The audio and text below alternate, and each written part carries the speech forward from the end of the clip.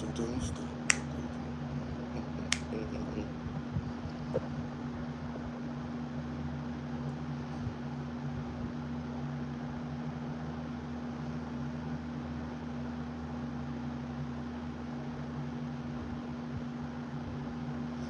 morning. Good morning, everyone. Good morning. Today is day 3 of the trial. Good morning to everyone that's coming in. Good morning to everyone that's coming in. Today is day 3 of the trial. Right now, all the attorneys are at the bench. But some pretty good questions were asked in Bolton's defense.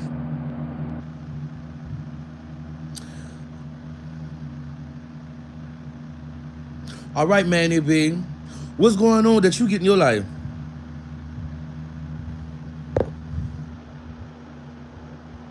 Good morning, Frog.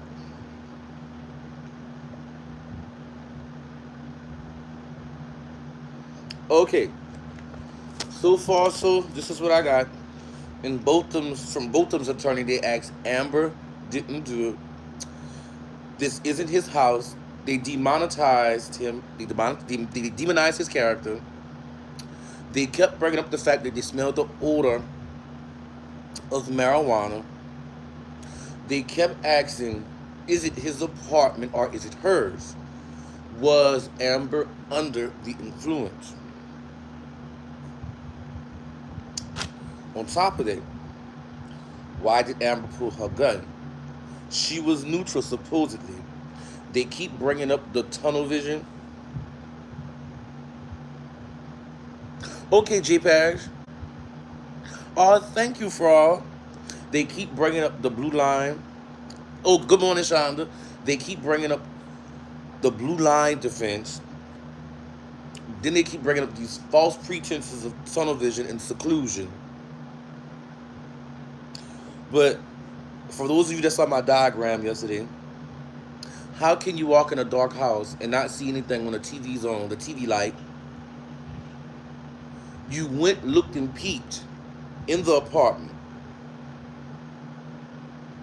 No one ever saw her on the fourth floor ever. The only time she met Botham Jean, was when she made a noise complaint because he was her upstairs neighbor. A couple of witnesses said in the hallway they heard two people fussing. They seen Amber run away. They see Amber run across the courtyards. One of the people who heard the gunshots hid for 2 minutes. He saw Amber on the phone, texting her sergeant.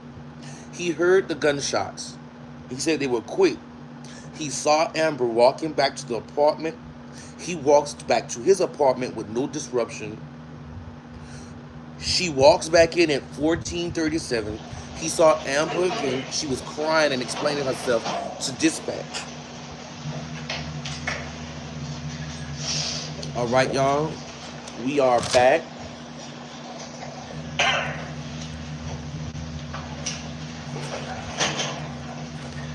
Yes, they was threatened. For those of you that didn't hear the interview I played yesterday, a lady who says she's just gonna go by Bunny now. She lost her job because of this.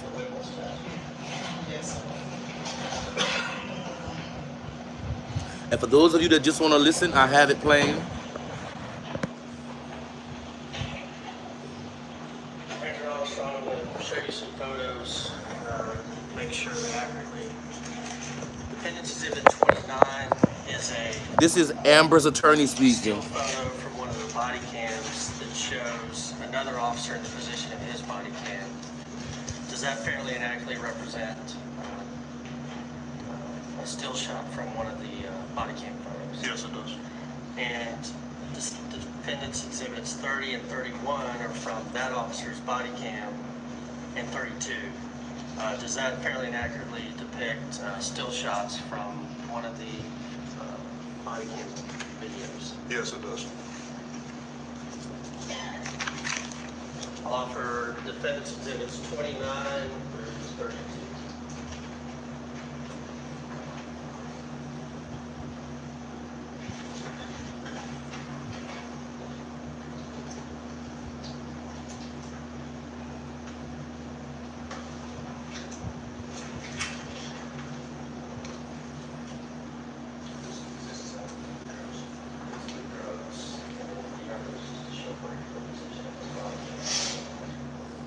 Y'all, this man looked like Obama. The Texas Ranger that's on the stand, he looks like President Obama. Here, Ranger Armstrong. I'll show you a series of photos that were taken of apartment 1478 and ask you if those fairly and accurately represent the scene. This was, after CPR and paramedics had come in and Dallas police came in and took photos.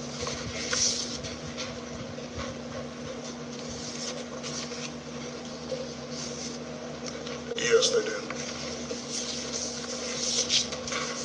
This time I'd offer defendant's exhibits 33 and 36.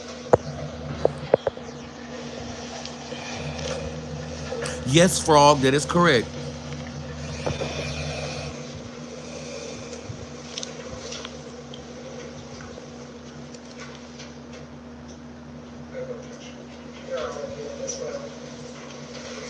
And finally, I want to show you two pictures of apartment 1378.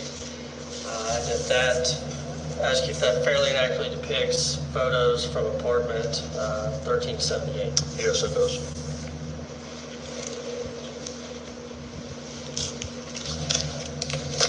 And this time I'll offer defendant's exhibits 37 and 38. Good morning, Lady P.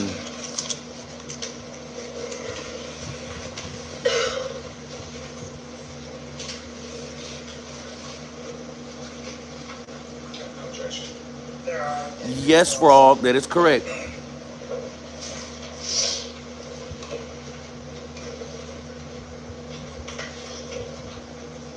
So, Ranger Armstrong, when you started looking at this case, were you,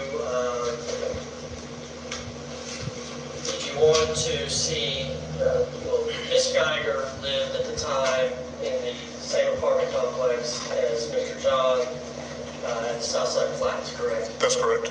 And Miss Geiger lived in apartment 1378, and Mr. John lived in 1478. That's correct.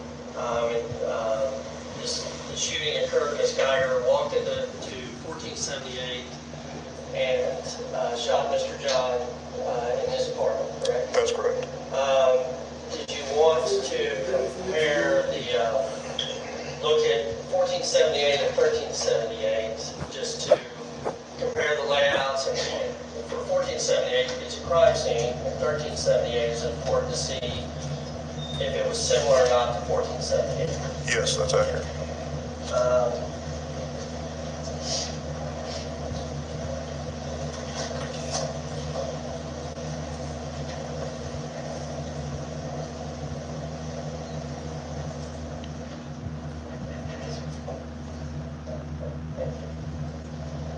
So this is the first body cam still shot I showed. This is Officer Zachary Boudreaux with the Dallas Police Department. And does that appear to be affixed to his torso, a body camera? Yes, it does. And defendant's exhibit 31, this is from Officer Boudreaux's body cam that's affixed to his torso. And that's, is that a fair and accurate depiction? Hello, Christian. A view from the doorway. Yes, it is. And just looking at the scene, just describe what you found of value in apartment 1478 as far as deciding where the shooting occurred and where Mr. John was located? Of interest, it'll be hard to see from the distance, but there's 2 shell casings that I observed. Basically, in the kitchen, in front of the dishwasher. And Ranger Armstrong, I don't know if that video showing, I think you can draw it. It might not be activated. Was that, let me do it my turn, was it in this one casing by the water bottle and then another casing back here in the kitchen area? Yes, sir. That's where they were. And then as we look in, we see some blood on the floor right there.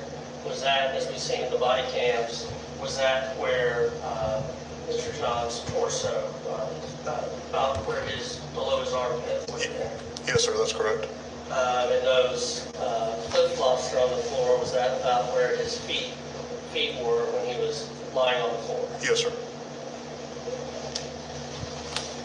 And again, this is just another perspective from the doorway, looking into the apartment from the viewpoint of Officer Control's body cam, understanding the visual limitations of body cam.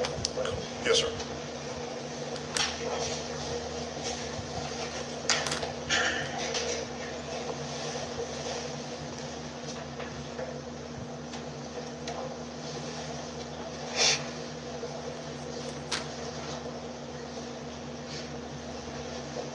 Again, Defendant's Exhibit 36, does that show a clear view of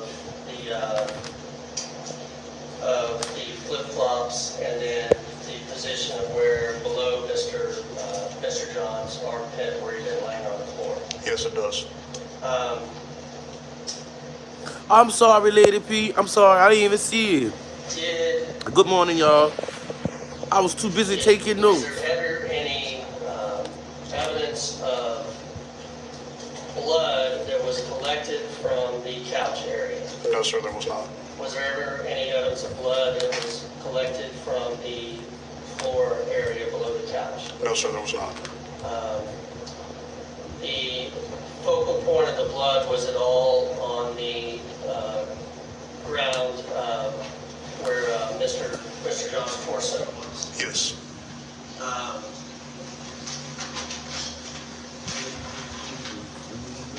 These AirPods that are on the floor there, when we see the body cam footage, they're right by each ear of Mr. John, correct? Correct. They were, from my recollection, as he was lying on his back during the life-saving measures. Judge objection, not responsive.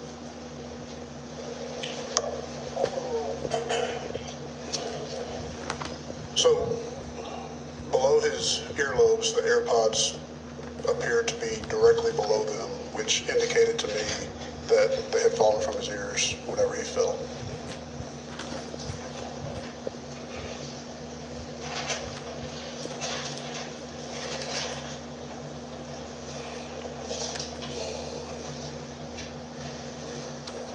I want to show you Defendant's Exhibit 37. And is that the apartment of Amber Geiger? Yes, sir. Was the layout of the apartments exactly the same? Yes. And was Ms. Geiger's TV in the same position as Mr. John's TV? Yes.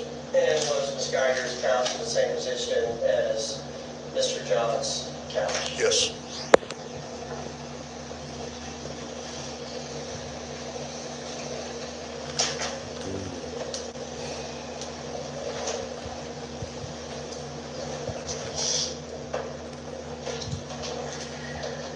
With regard to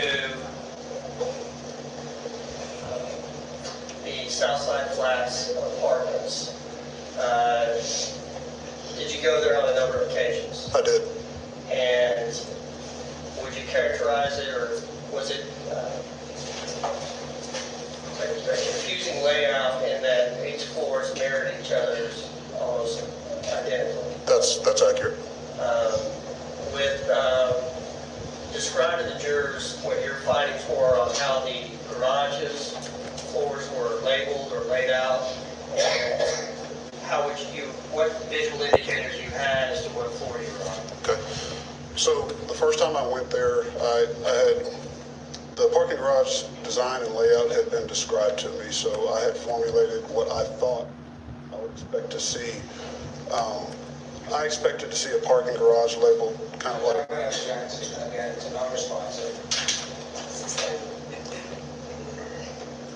Describe, Ranger Armstrong, the first time you went, how you encountered the parking garage, and what visual indicators you had to indicate what floor you're on. Law and Crime Network on YouTube. Going to that apartment complex. The first time I arrived at the apartment complex, there were no clear, obvious visual signs showing what level you were on. As I went to the crime scene on follow-up days, I found that there were small. Again, it's a non-responsive. Ranger Armstrong, as you visited on numerous occasions, the first time you went, you didn't see any readily available visual indicators. What, as you eventually found, were the only visual indicators of what garage floor you're on? On the instep, or on the frame of each elevator, there is a small black placard that has the level number on it. And as I drove by, I would look for that placard, and it would display what garage level you were on. That was the only visual indicator that I had. And is that something you had to be looking for? Yes. And did you ever park on the wrong floor? Yes. Just in the course of your investigation, you unintentionally parked on the wrong floor? I did. With regard to... It did, y'all. It had an garage indicator. To the interior of the complex, what visual indicators are there to let someone know what floor they're on? There are none.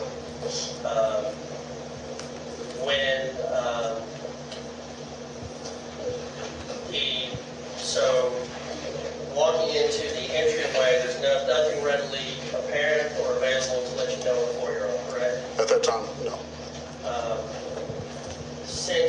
Have you been back since this incident or since your investigation, and have they made changes to the labeling of each of the entryways from the garage to each entrance to indicate what floor you're on? Yes, they have.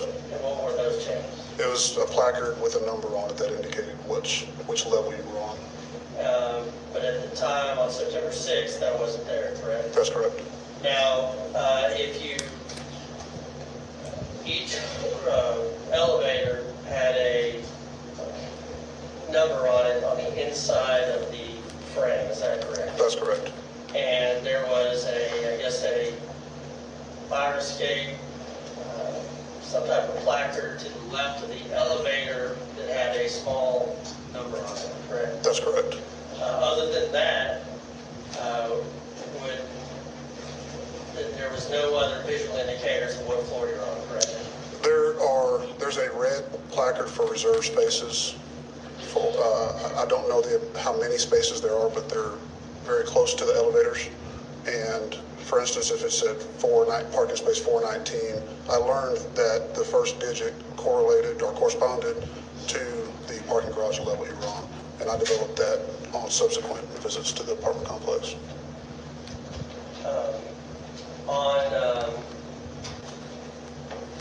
It's been discussed that Ms. Geiger drove a white Dodge truck. We've seen the videos of Hey, Cass. coming into the garage on that evening of September 6th, correct? Correct. And based on your investigation, was it determined that she parked the Dodge truck on the 4th floor and backed in facing the entrance into the apartment complex? Yes.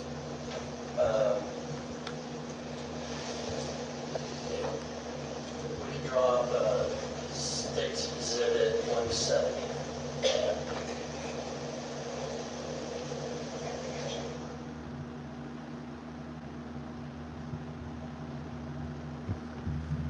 sensitive. Does that Okay, there we go.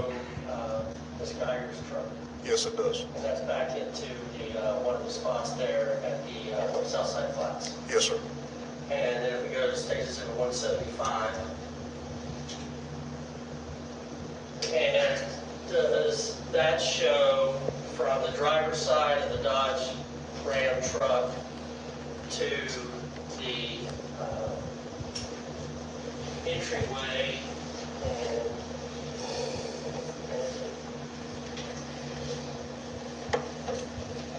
I'm gonna press the button and hopefully TV doesn't. All right, there, where that arrow is pointing, is that the entryway to the apartment complex? Yes, it is. And to the,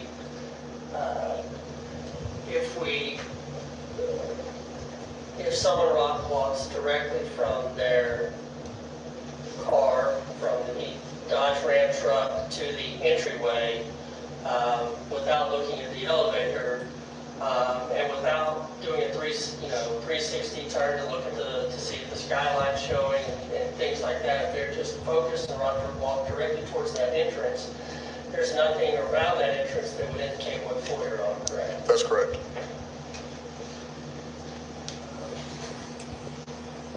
Y'all notice the line of questioning that Amber's attorney is giving the Texas Ranger.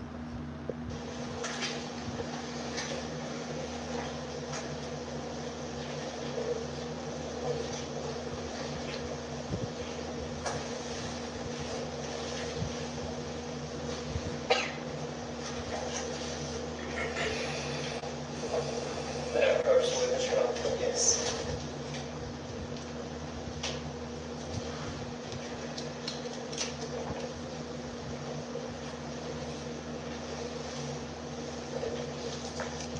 Ranger, I'm going to show you what's been marked as defense exhibits 53 through 62, and ask you if you recognize those as photos from the third floor, from the parking garage, down the hallways leading up to apartment 1378.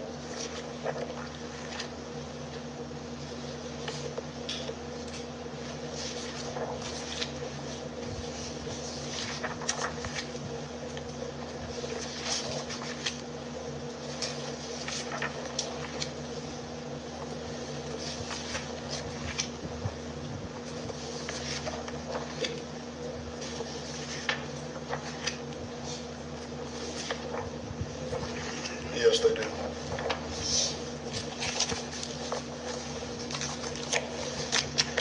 And I'm going to show you what's been marked as defendant's exhibits 44 through 52 and ask you if those fairly accurately represent the entryway from the garage into the apartment complex on the fourth floor and down the hallways leading to apartment 1478.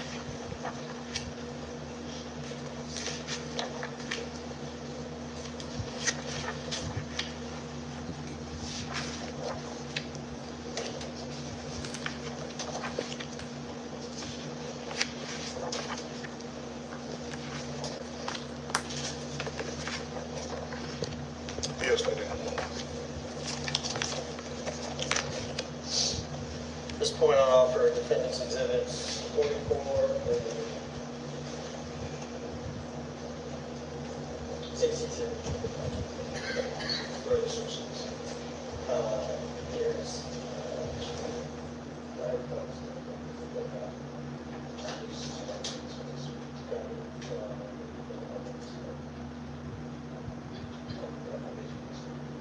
I think so.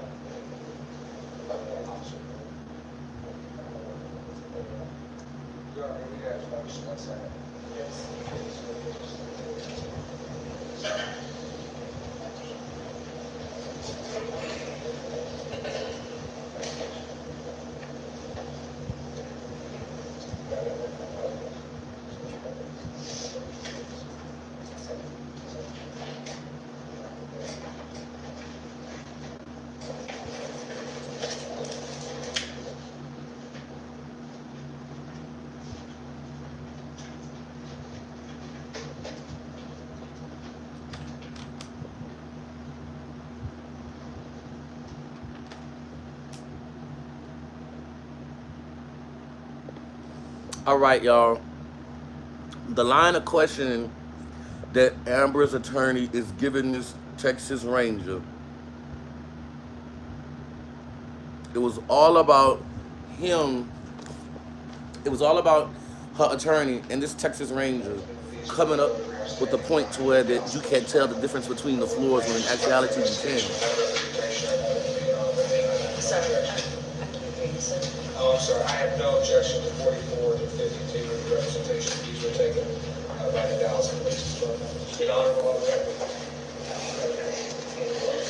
With respect to statements number 53, or defense 53 through 62.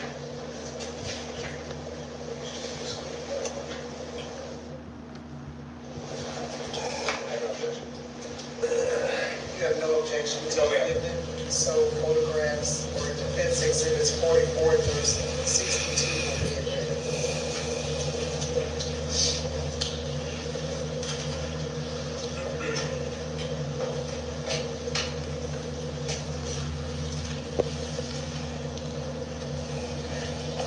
Yes, it cash, and it's crazy. The Texas Ranger looked uncomfortable. He knew this girl gonna walk.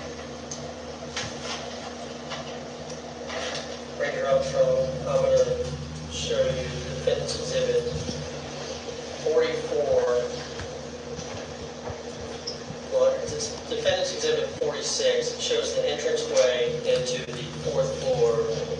And there's, where these photos were taken, there's a scooter that's resting the door open. But to your knowledge, that scooter had no evidence or any significance, or there's no indication it was there on the evening of September 6th. I don't recall if it was there the night before or not, but it didn't have any evidentiary significance to us. So, defendant's exhibit 44 is All right, the entryway Lady P. into the fourth floor. Hold up, wait. Lady P, get on YouTube and search Law and Crime. Did the ampernism sign put that? Put Law and Crime Network. All right, I'll be there at 7, but put that in your search engine on YouTube and it's gonna pop up. And does that show the perspective of just someone looking at that entryway and just focusing on that entryway? Yes, it does. And this is 53, that's the third floor, close to the same perspective, correct? That's correct. And if we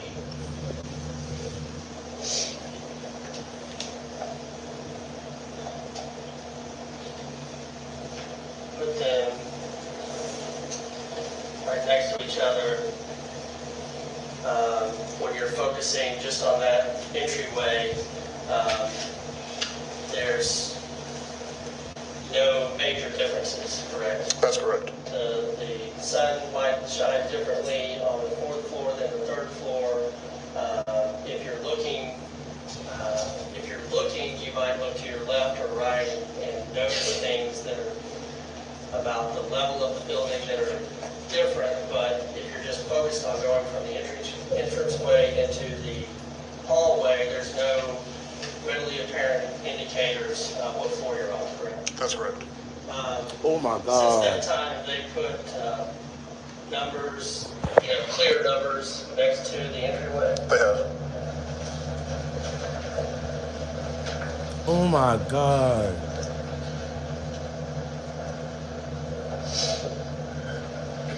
And then, here, let's see, 45, this is the elevator to the right of the third floor. And is this placard contains a small number. Y'all, Amber's defense attorney is really up here creating an argument over the elevator and the doors and how you can't tell the difference between the two, including what level you on. Common sense to tell you, you park closer to where you live. But come on, y'all, let's carry on. That if you went over and you looked at it, you could tell what floor you're on. Yes. And then on the inside of the door frame, Oh, y'all, 7 o'clock tonight, Lady P will have the German lady and Diving going at it tonight. Y'all tune into Lady P channel. Facing inward, several inches high, there's a number that it correlates with the floor, correct? That's correct. Other than that, when you're walking in, if you don't go over here and look at it, then you don't know the floor you're on. As far as On Friday, I'm sorry, y'all. Correct, minus that red placard if it's not blocked by a vehicle. Talking about that. This will show what, if you walked around here, you could see your reserved spot. That's correct. And if you were parked in one of the reserved spots, then you would actually be actively looking for that. That's correct.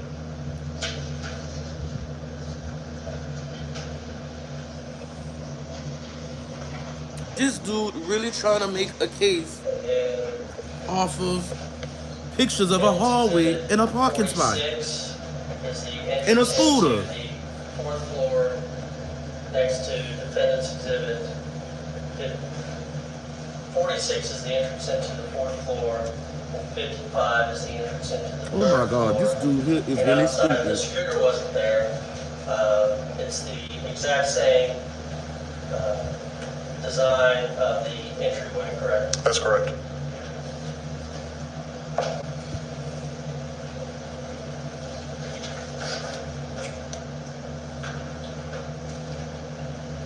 Defendant's Exhibit 47 is the view from the Lady P, entryway, look. fourth floor hallway.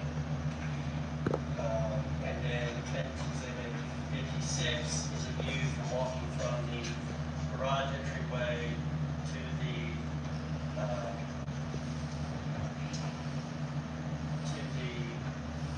third floor.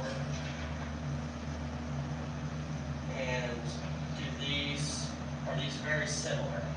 Yes, they are. Okay, hold up, y'all. Wait. Now, where are the numbers on the doorways? Or where are the numbers? Cass, yes, basically what they saying. If you look on that mirrored glass to the left of each door frame, there's several. That's correct. There's several banks of LED lights, and the numbers indicating the apartment number are between the top and second bank of the LEDs. And if you're just walking at eye level, you'd have to look up and specifically look to make out those numbers, correct? Yes. Now there's, tenants have the option of putting out floor mats, so there might be different floor mats on floor 3 than there are on floor 4, if you're looking for that, correct? That's correct.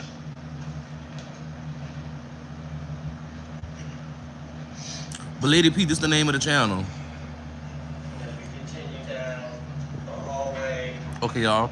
this is floor Now look how stupid this is. Look how stupid this and is. this is the third floor. And again, unless you're noticing that there's a pineapple floor mat, Exactly, Frog.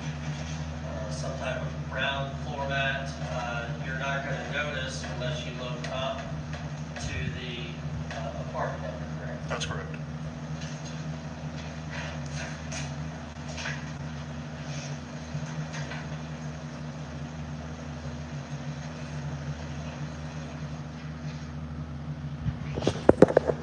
The defense attorney needs to be fired. Yes, Cass, he had a red floor mat. A very noticeable red doormat in the front of his door. Closer to each apartment on Defendant's Exhibit 50.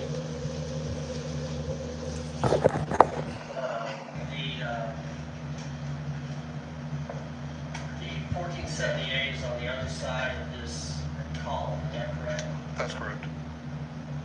And Defendant's Exhibit 58. 1378 is right on the other side of this column, correct? That's correct.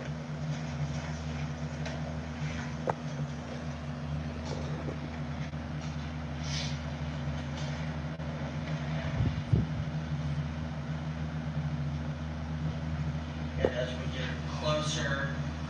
coming down the fourth floor hallway, we see 1478 on the other side, and if you're looking, you could see the red map. All right, baby. But y'all pay attention to these pictures. Slightly from the other side of the column, but it's not, you don't see it until you're right up on it, correct? That's correct. And this is the similar view to 1378. That's correct. And if you're looking at eye level, there's absolutely no difference, correct? Correct.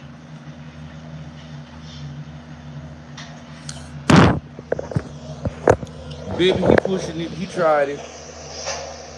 The left, there's nothing Ah. on the door or in the doorway that indicates what door that we're in. That's correct.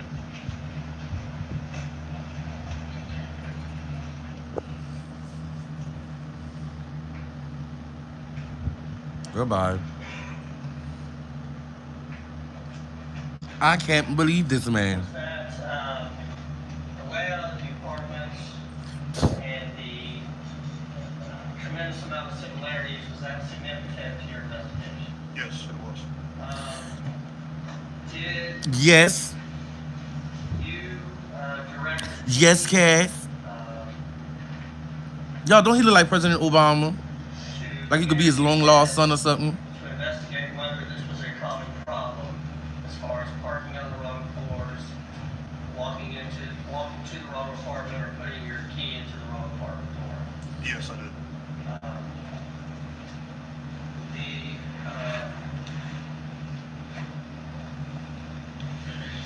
And in that, did you, the Rangers, with the assistance of Department of Safety, Y'all, CID, I'm telling y'all, detectives, this girl gonna walk.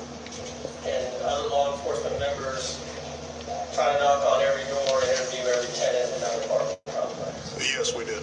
And you weren't able to. I'm gonna get something to drink, y'all. Want to be interviewed, some apartments are vacant, and some people just never responded. Correct. That's correct. About how many people did you interview? We interviewed 297 of the 349 residents that are on the rolls for Southside Flats Apartments. And of those, how many on all floors had walked to the wrong apartment on the wrong floor, put their key in the door? Of all floors, Yes. that would be 15%. So about 46 That's correct. individuals, and then was it a higher percentage of just the individuals that lived on floors 3 and 4? Yes, it was. And how many were on, what was the percentage on floors 3 and 4? For For placing their key and leaving the wrong door? 22%, excuse me, 23% had done that. So that was 38 individuals who lived on floors 3 and 4, had unintentionally walked to the wrong apartment on the wrong floor and got their key fob all the way in. That's correct. With regard to just walking to the wrong apartment on the wrong floor unintentionally, did you have 92 or 31% of the tenants total on all floors had done that? That's correct. And with regard to unintentionally walking to the wrong apartment on the wrong floor, did you have 71 tenants on floors 3 and 4, approximately 44% of the tenants on floors 3 and 4 had responded affirmatively that they had done that? That's correct. And with regard to tenants that unintentionally parked on the wrong floor, you had 93 or 32% of the total, and floors 1 through 4 had done that, Yes. and 76 or 47% of floors 3 and 4 had done that. Correct. That's correct. Cass, that's what I'm waiting on. To your investigation. Absolutely.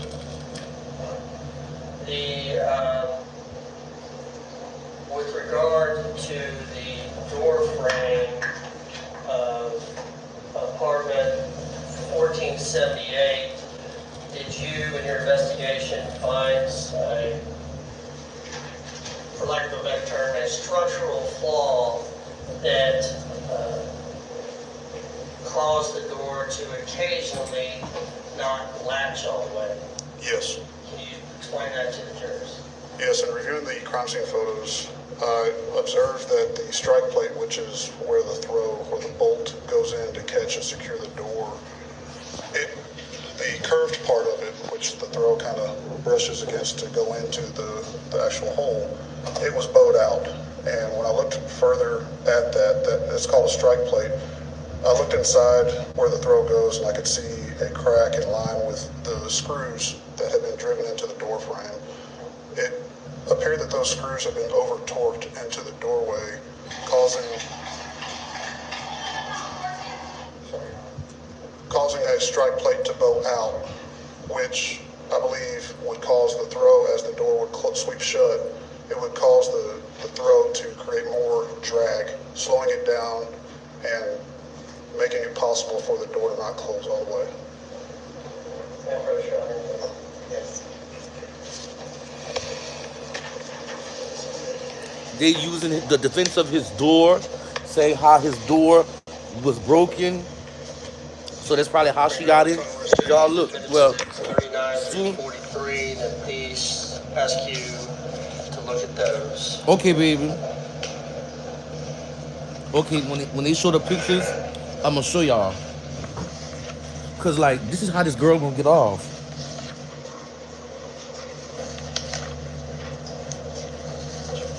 And do defendants exhibits 39 through 43 show photos taken? Neptarian of submerged. this Lady issue P, could you with the post that, strike baby? plates that you were discussing? Yes, it does. Okay, Y'all, I fairly want y'all to accurate. see this. Yes, I want y'all to see this whenever he showed the Over pictures. defendants 39 through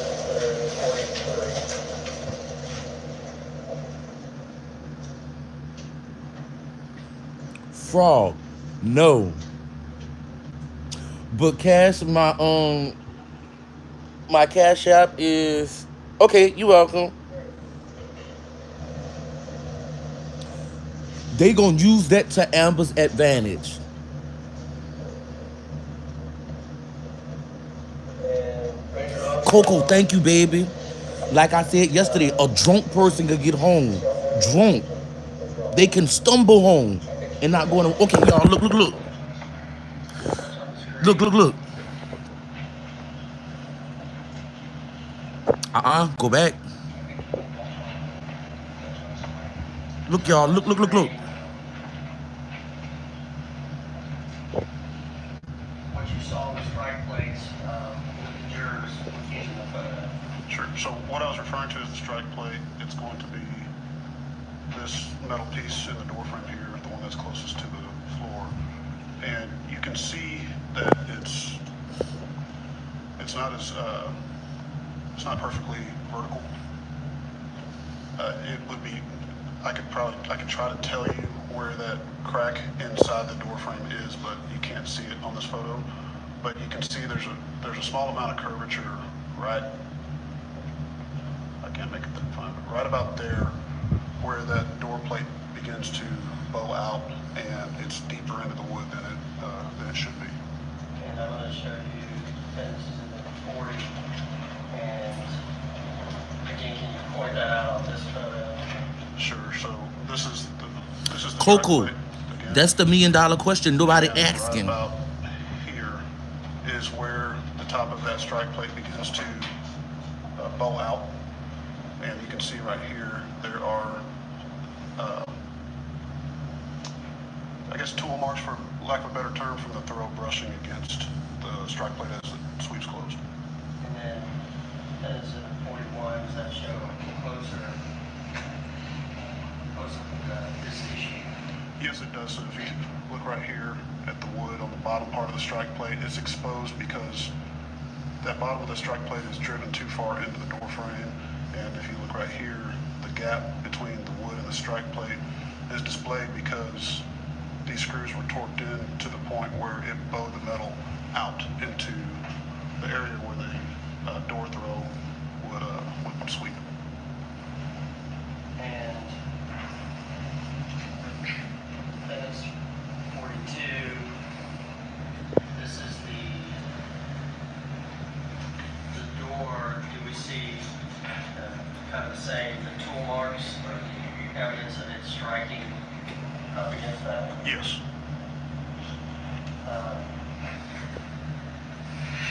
Did you,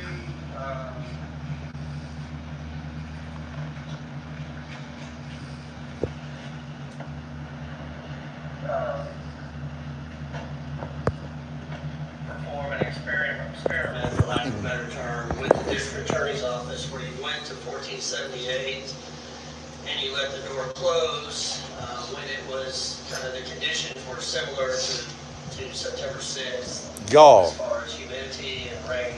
y'all, Did you conduct an experiment to see if the door would not fully latch if it was just let thank go? you, Frog. Yes.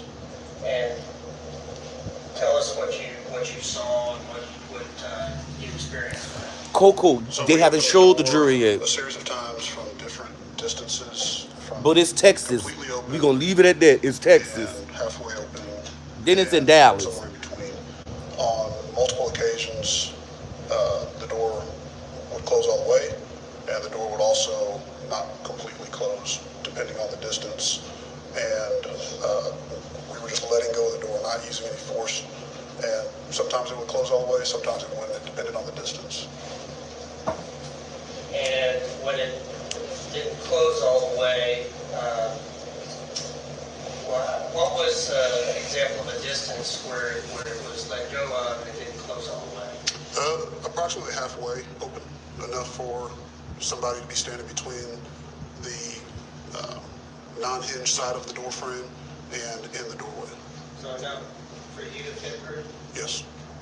And so from that distance, it would, not every time, but there was an occasion at least where it would let to close on its own, it didn't fully latch. That's correct. And yesterday we watched the video with Major Daniel.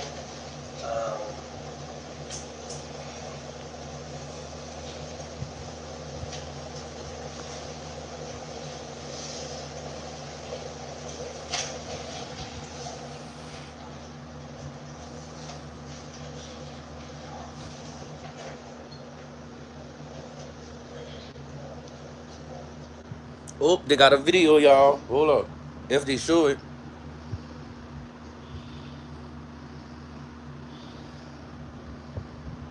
Nope, they ain't show it yet. Hold up, wait.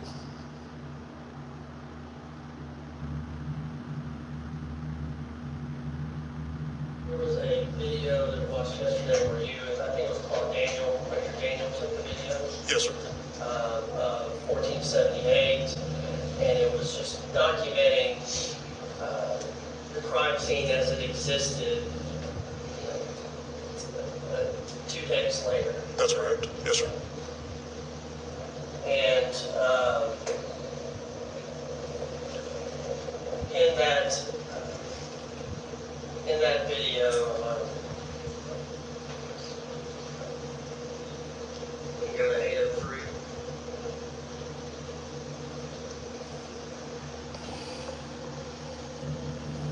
Come on, if y'all gonna show the video, show it. Okay, I think they showing it, y'all.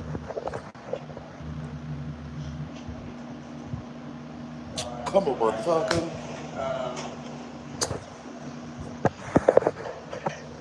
Not yet, y'all. Hold on.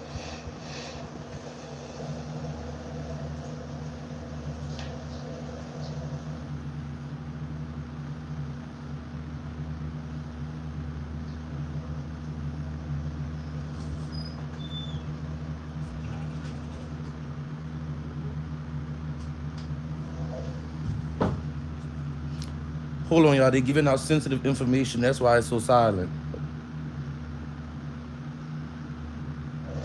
But they, look at y'all. It's back on. But they gonna use that though to Amber's defense. Okay, here we go, y'all. Here we go. This is the video Stop there. of the test he did. The condition of the door there is it closed but not fully latched.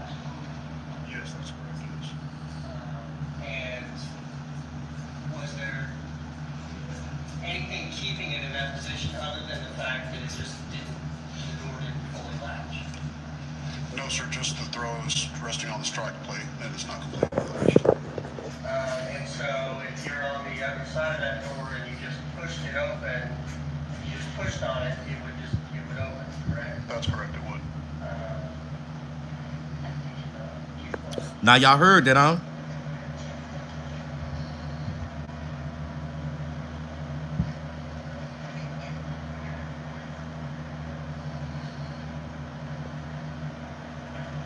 If you just push his door, it comes open.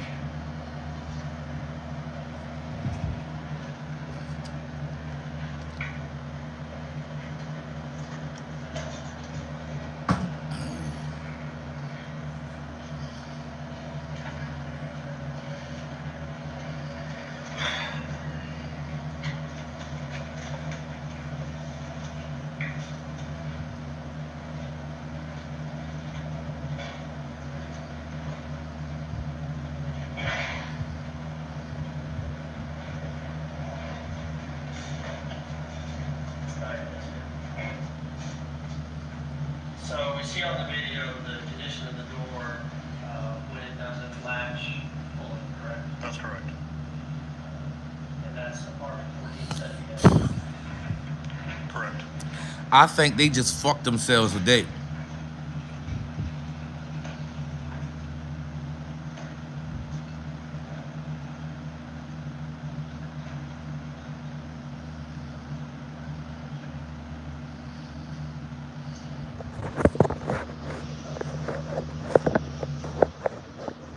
LaShonda, that's the $1 million question.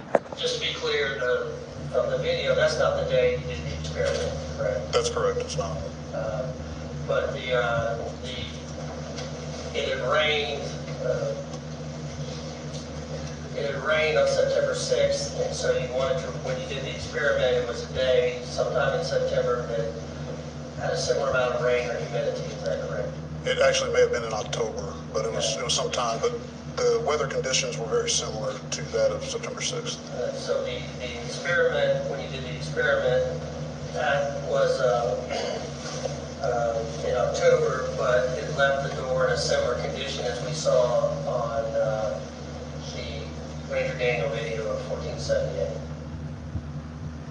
Is that correct? That's correct, yes, sir.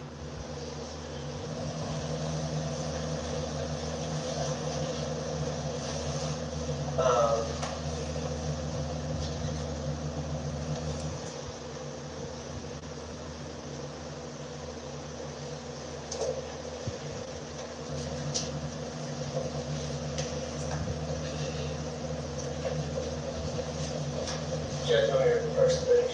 Yes.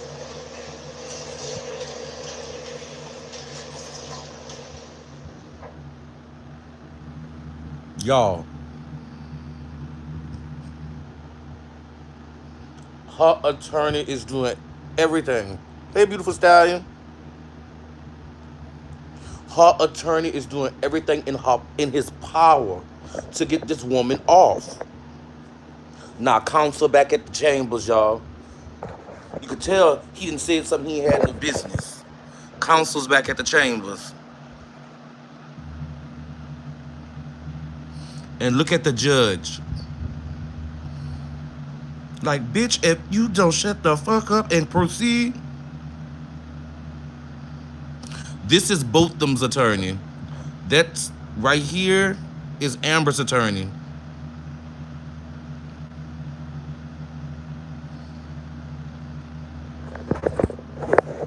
Baby, he doing everything.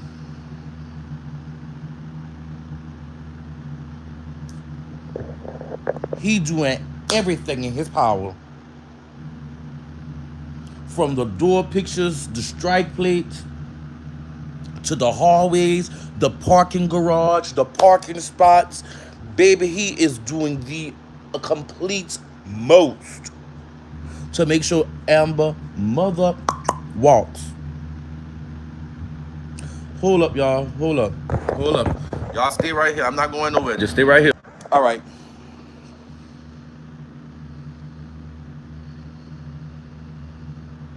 Oh, Cass, no.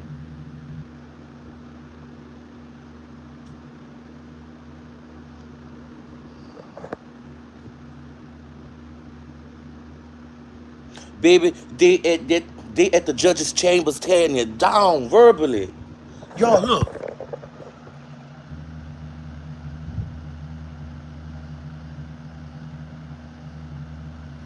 Uh-oh. I don't like the fact that they smiling and Botham's attorney right here look pissed. I don't like this.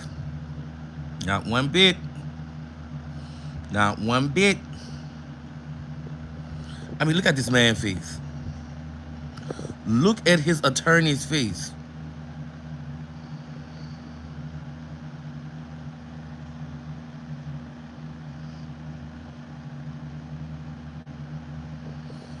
Something not right.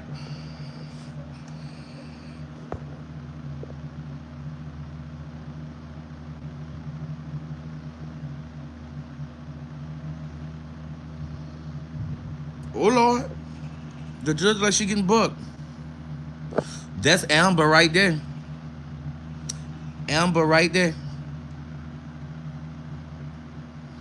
The judge look like she is reading him within an inch of his life. I won't hear. I hate when they do this. Bitch, let me hear.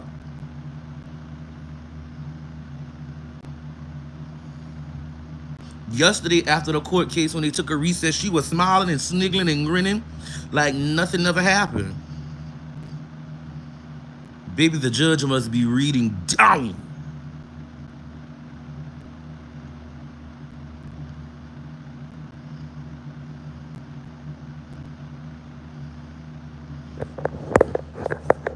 The judge is reading, honey. She's reading. She's not taking no prisoners. So whatever he did, for the judge to be standing up. Yeah, baby, that's me. LaShonda, yes. She like, I'm not here for it. The prosecutor, hold up, lady, please. The prosecutor in here somewhere. I forgot what he looked like, but I know that hair. But baby, whatever Baldy did right there, on the opposite side, the frog, the woman.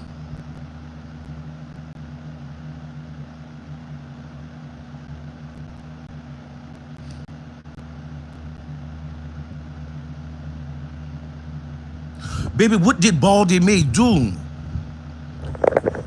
I just want to know what Baldy May did for the judge to hit that, go get my belt poles, go get me a switch off the tree poles.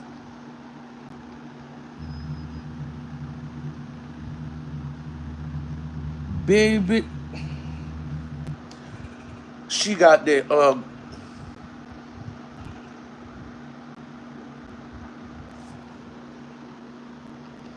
hey Tiana, we watching the Botham Jean court case. Good morning, Betty White. Baby, she got that stand-up pose, y'all. Look, the judge is not playing. The judge got there, go get my switch or my purse strap or a belt pose going on. She giving me, I'm about to whoop your ass tease.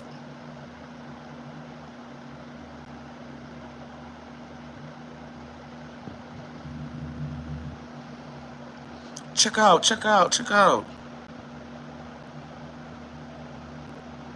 The Boring Life of Tiana. You don't remember Botham Jean? The black man that was killed in his own apartment by the cop Amber Geiger. Her right here.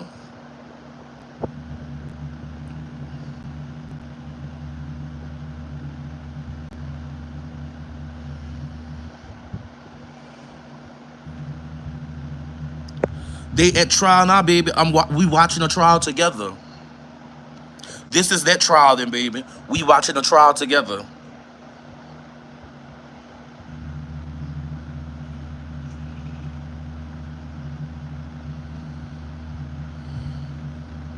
I don't know what Baldy May said to the witness.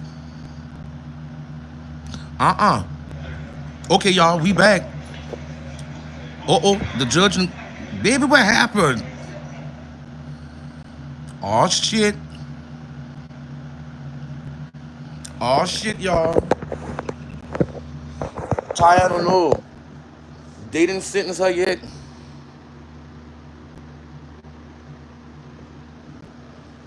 I don't know what happened, but the judge going to her chambers. But yes, Cash, I am a Roger.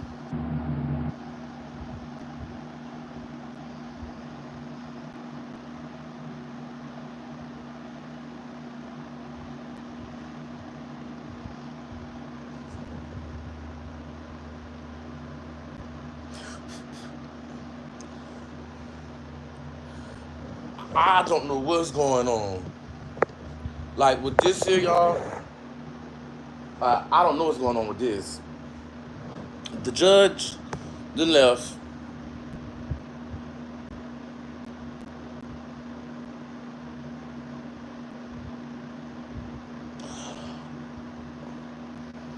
I don't know, Frog Baby. Amber's still sitting up there.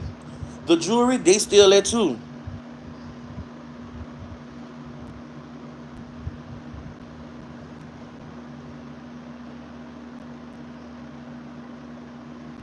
The jury's still there. Court not adjourned and they didn't take a recess. But they cut the sound off. Yes, baby, I can text it to him when I'm done with this here. They didn't say court was adjourned. They didn't say we are taking a recess. They just turned the sound off and showing the Star of Texas.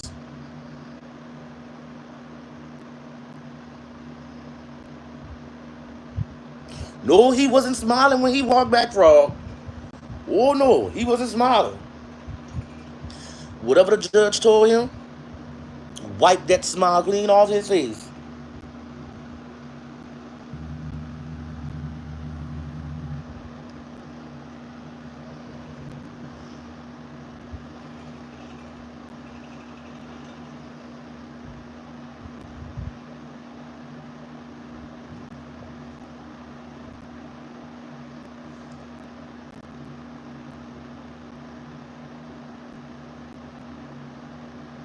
Okay, y'all, I think they did do a recess. Let me see.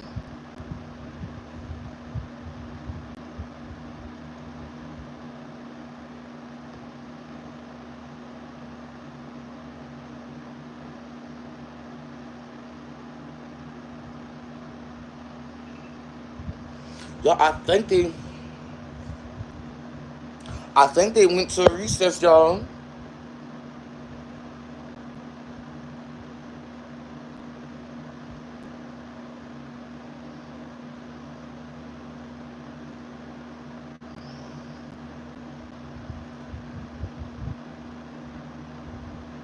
Child,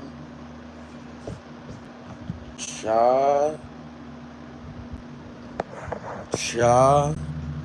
I'm just, y'all hold up. Y'all stay right here. We gonna talk about this. Let me send this number to LaShonda real quick. Hold on, y'all.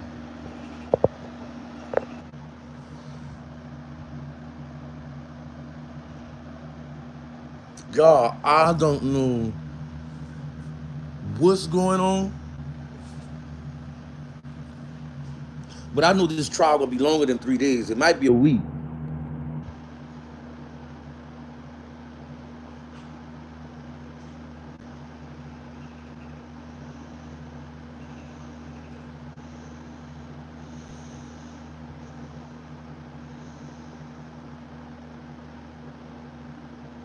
The Amber Geiger trial. Oh shit, y'all. Oh, thank you, Cass. Thank you, baby.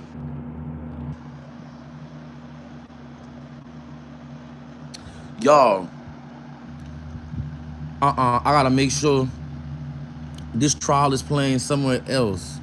No. Because if they went on break just after an hour and something, I'm gonna be pissed. I'm gonna be pissed. No. I was gonna be pissed. Let me see. Okay, I found it. let alone whether No, they went off. white or whatever. So I think But I that was found the probably station that's something that playing. they being the defense, made a conscious decision to use those videos because it kind of puts into question whether she would have been able to see that the rug was red if you can't see him in the videos. Right, you don't want to raise something that you might get an answer That's that correct. you don't want to hear. Or they want to say, hey, look, later, hey, look at these exhibits. You can't even hardly see the rug, so how was she to see the rug that night? Do you think it'll make any kind of impression on the jury that the ranger also kind of got a little lost in that apartment complex? Well, I mean, again, just because you get lost doesn't mean that you're going to then go and kill somebody. Right. But, well, the thing is this, she All right, said these it are was a courtroom mistake of commentators fact, talking about and this. the fact that other individuals have made that same mistake, I think is relevant. And I think the jury can take that into consideration. So as it relates to the particular officer, if he became lost one time, okay, fine. I think they would be able to evaluate that and take it into consideration. taken into account.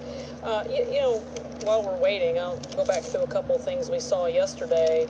The defense, not the defense, prosecution really made a point that people would see the ice cream bowl. They really made, Botham Jean is eating ice Hey, cream. Rich. He's sitting on his couch as this scene unfolds. And when I was talking to Tasha yesterday, one of our reporters, who said that, this kind of seems like part of an effort to paint a picture, right? Because he's sitting on his couch doing what we all do, is chilling out at home. He's on his laptop. He's watching a little TV. Talk to us a little bit about what the trial strategy would be, and kind of focusing in on like the little things like that. Well, I did hear yesterday he talked No, about... Frog, I'm watching, I heard an opening statement that he talked about an individual eating the ice cream, things of that nature. All right, beautiful stallion, I didn't baby. hear any evidence, there may have been some, where he emphasized that I'm watching. it was some I'm gonna show y'all what I'm watching. She was in the wrong apartment. The way I took it was that basically he was trying to make a common experience. That any individual could be sitting there minding your own business in your own home. And the one thing that he said during that opening statement that ties into that was that he said that Amber Geiger had stopped her car or parked like at 3:50 something, and he said that Mr. Jean only had 3 minutes and 45 more seconds to live. And so when you think of it like that, and then you think, coupled with the fact that he was just in his own apartment minding his own business, eating a bowl of ice cream, and ends up dead. I think it really paints a picture to the jury as it relates to, how tragic the situation is. Right. No matter how you cut it, it's a tragedy. It's a tragedy. It's a tragedy. Talk to us a little bit about mistake of fact and what the prosecution has to prove and what the defense is trying to do here. Okay, basically the mistake of fact defense, it comes in and it says that if an individual had a reasonable belief about a fact that would deny the culpability or negate the culpability for that offense, then that's a defense with respect to the charge. Y'all heard that? It goes on to also say that while that mistake of fact could be applicable for one particular charge, that that mistake could not raise to that level of negating culpability for maybe lesser included offenses. One of the things that we look at is that in the murder charge, we're talking about knowingly and intentionally committing an act. In manslaughter, for instance, it talks about recklessly. So we could have a situation, if they're talking about the mistake of fact as it relates to what her intent was, they could say, okay, well, there was a mistake of fact as it relates to knowingly and intentionally, but then it could not be, but they could say, well, hey, but we don't believe it rose to the effect to negate recklessly for the manslaughter charge. So it also could apply to other factors. You've had mistake of fact where someone said, I didn't think the gun was loaded. And then the gun turned out to be loaded. So the question would then be whether that mistake of fact would, in fact, where someone say, well, hey, what her intent was that. Fact defense, it comes in and it says that if an individual had a reasonable belief about a fact that would deny the culpability or negate the culpability for that offense, then that's a defense with respect to the charge. It goes on to also say that while that mistake of fact could be applicable for one particular charge, that that mistake could not raise to that level of negating culpability for maybe lesser included offenses. One of the things that we look at is that in the murder charge, we're talking about knowingly and intentionally committing an act. In manslaughter, for instance, it talks about recklessly. So we could have a situation, if they're talking about the mistake of fact as it relates to what her intent was, they could say, okay, well, it was a mistake of fact as it relates to knowing and intentionally. But Now y'all heard what he said about the charges? Yeah, but they could say, well, hey, but we don't believe it rose to the effect to negate recklessly. Where she believes that she was in her home, and if it was a situation where she felt that she was in danger at that point, it possibly could come in as a jury instruction. It's interesting, the commenters think I've made up my mind one way or the other, and I haven't. I'm simply here to moderate. I'm trying to just partly keep the conversation going, and so it's my job is to help work with legal experts to try to walk you through what is happening in the courtroom, what it means, why people are doing things. It's not to try to offer an opinion. So correct. People can think that, but right. You know. Well, the thing is this is a hard case. It is a hard case. And when cases are hard, then that people start to develop opinions, and there's diverse opinions with respect to it. But that does not mean that there's not a hard decision that has to be made. Well, and people clearly want us to take a side, and I'm not going to take a side because correct. That's not my role, not my job. It's to be objective, and again, I think and probably more so than any other trial I've ever seen is it's hinging on these really okay, Lady P. Everyone is on a break right now. Mistake of fact was and like the people who moderate the trial, every time they go on a break, they talking about what's going on. Michael Todd is a defense attorney, an actual defense attorney, and he was describing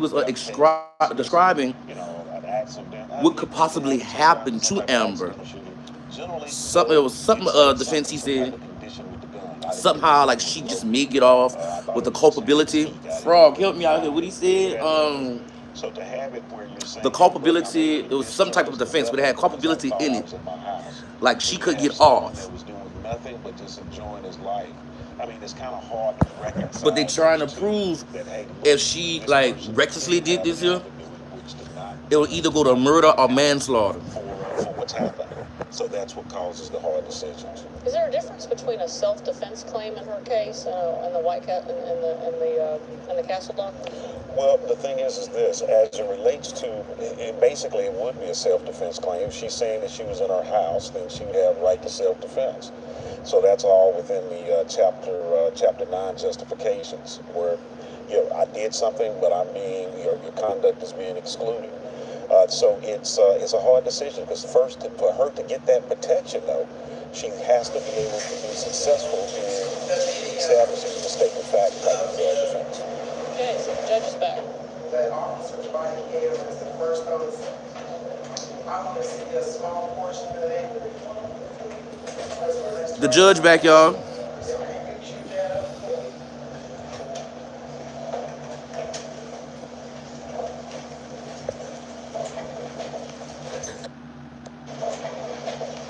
Baby, she back and going at it.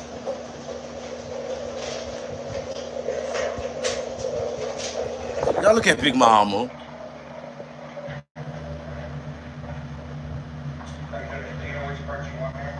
Right after they hit the stairs and right after they get to the apartment.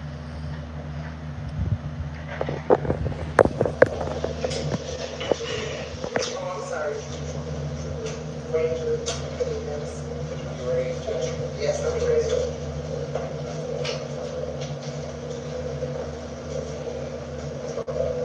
It's on her last name, right?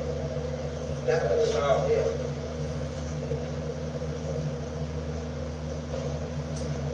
That communication came out on my side.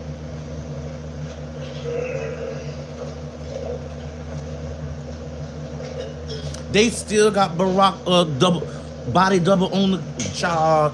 They've been questioning this man for 2 days. Hold up, wait, y'all. Y'all can hear it now?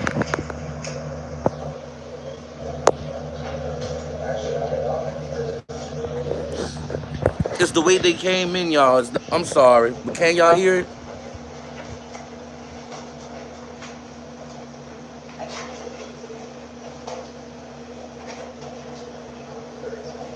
Okay, so what's this they showing? Yes.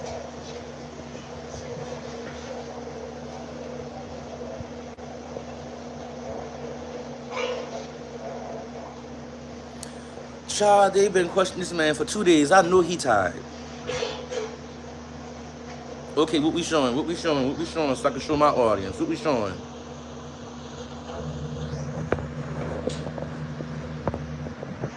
Okay, y'all.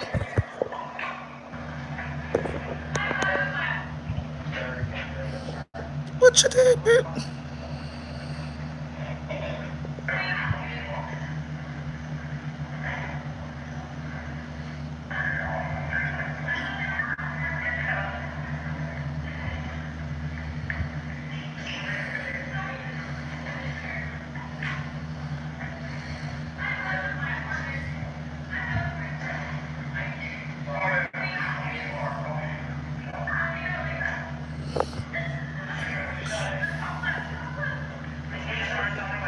Oh, bitch. I know what they doing. Ooh, bitch.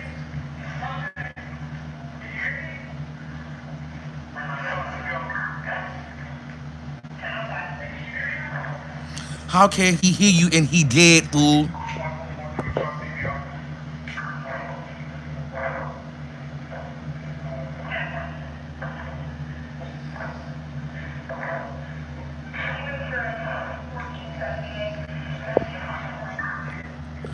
I know where they going with this. I know where her defense going with this.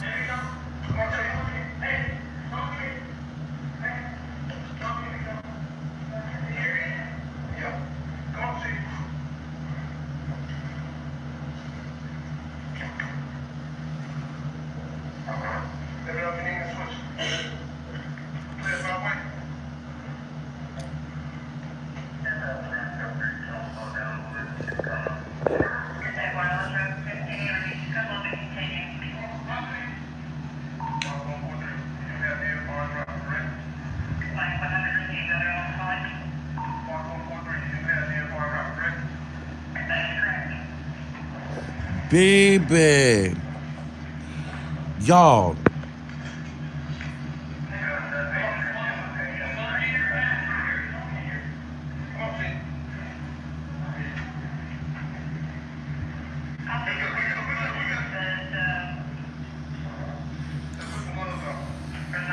Y'all.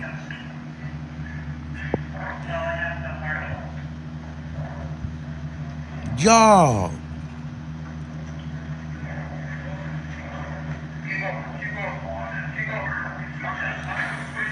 Okay. The defense, what that man was talking about, Michael Todd was talking about, they doing it, y'all. She doing it. They about to help her walk. This is gonna help her walk.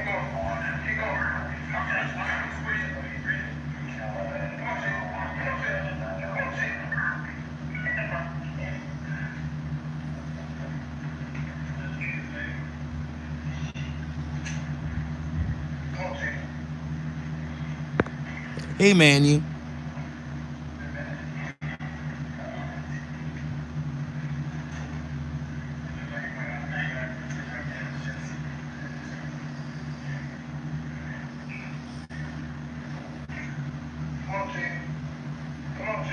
They trying to resuscitate him. Okay, Cass. Yeah, this body cam footage. Okay, Cass. Michael Todd was talking about the culpability of her, getting the protection behind her, and like to where they can say this was an honest, actual mistake.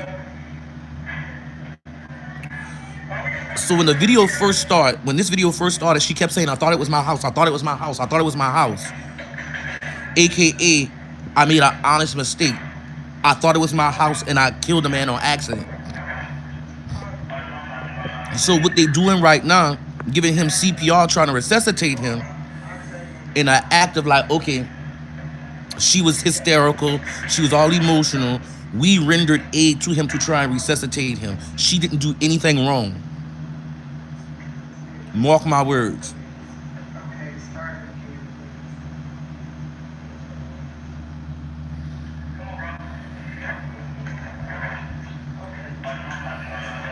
Mark my words.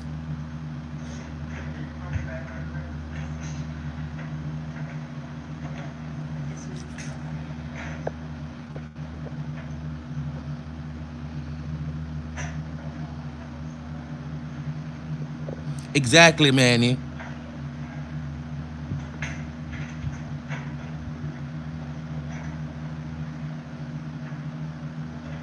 All right, y'all. Here we go.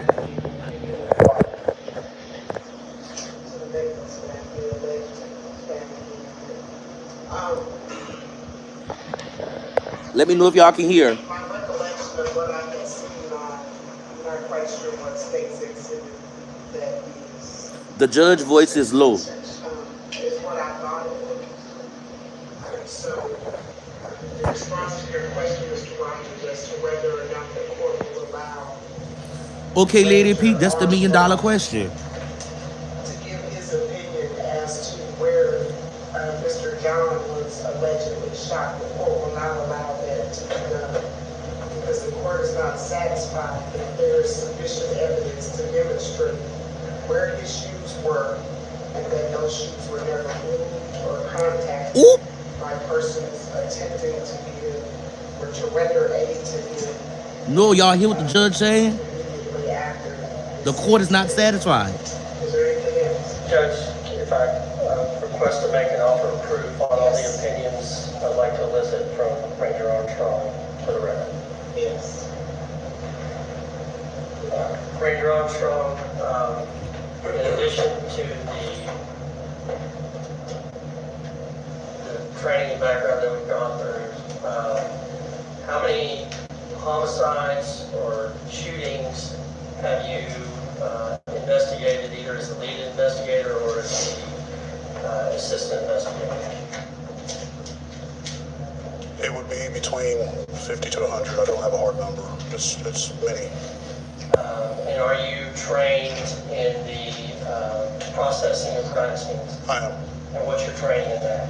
It's our basic crime scene school that all rangers go through. It's a 3-week school put on by senior rangers from our actual crime scene team. And they are also certified from the National Forensics Academy out of Tennessee, which is a 10-week. The Obama lookalike talking. Have you gone through shooting reconstruction? I have. And describe that for the judge.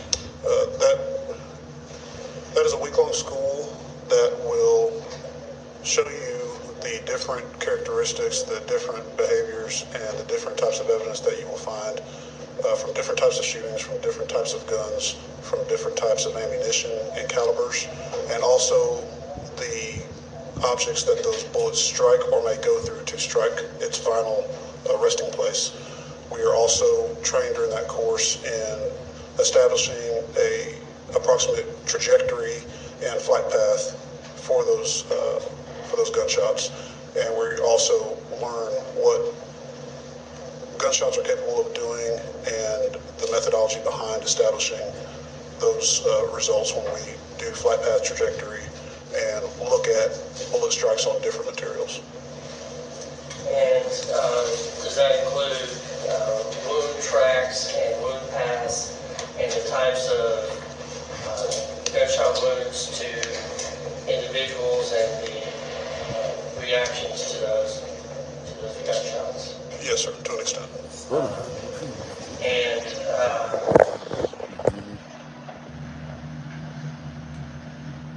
with regard to, did you make conclusions as to where you believe Y'all, I'm still in my bed. That's why I didn't want to show it. was located in the apartment when he was shot? Yes, I did. And what was your conclusion?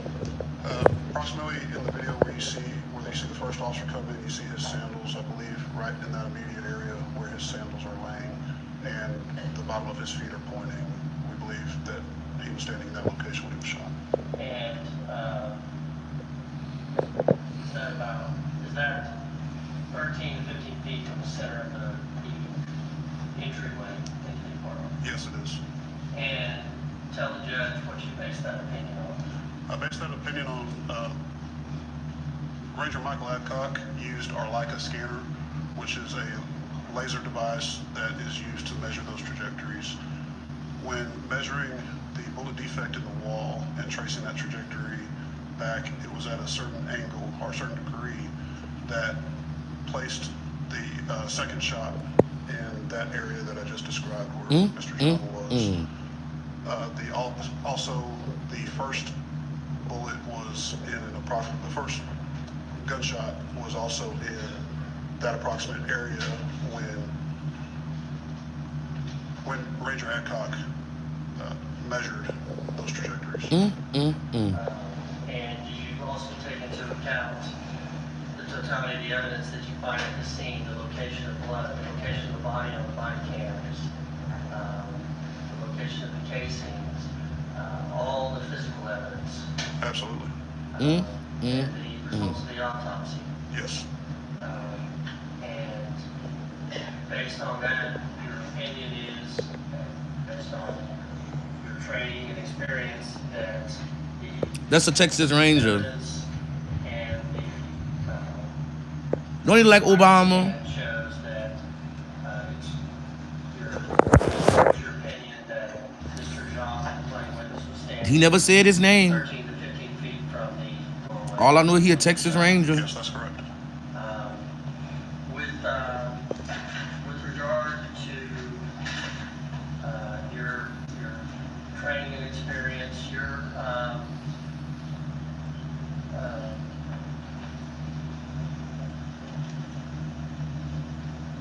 have you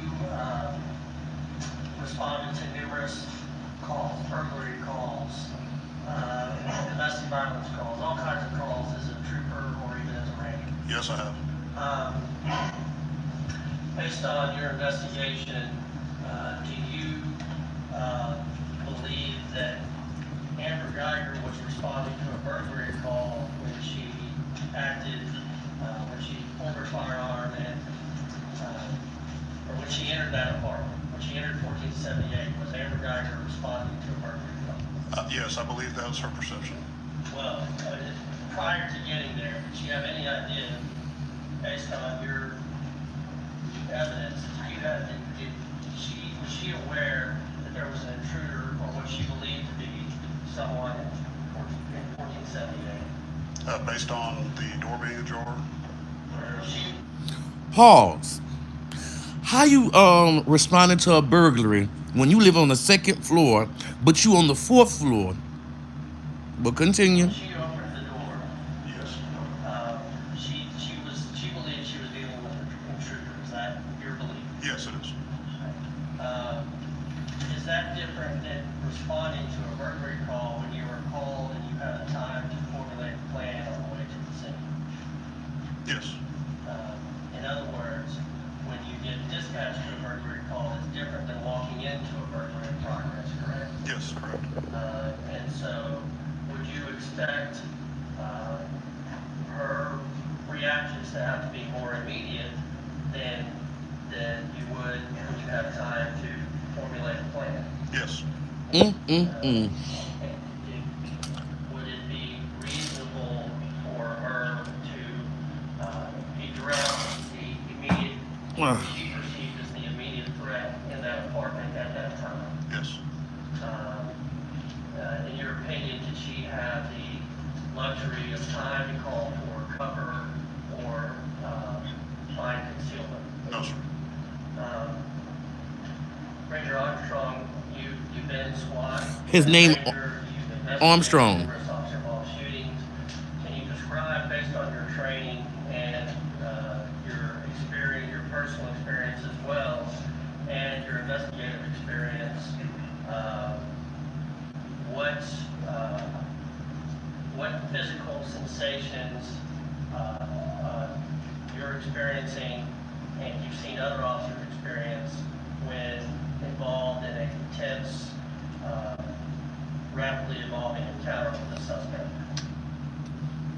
based on my training and my experience, physically, your heart rate goes very, very high. Your vision becomes narrowed, which is commonly referred to as tunnel vision. Here we go with this tunnel vision shit again. You begin to think very, very quickly, and because your vision is narrowing, you begin to concentrate on what you believe your threat is. You narrowly concentrate on that threat, and that's due to blood rushing to the major organs of the body because your body's saying that I need to do this. Okay, Frog, like how can you miss the rug? Tunnel vision or not? How could you mistake the furniture? As well as your personal experience, as well as interviewing officers that have been in these same situations. Yes, sir.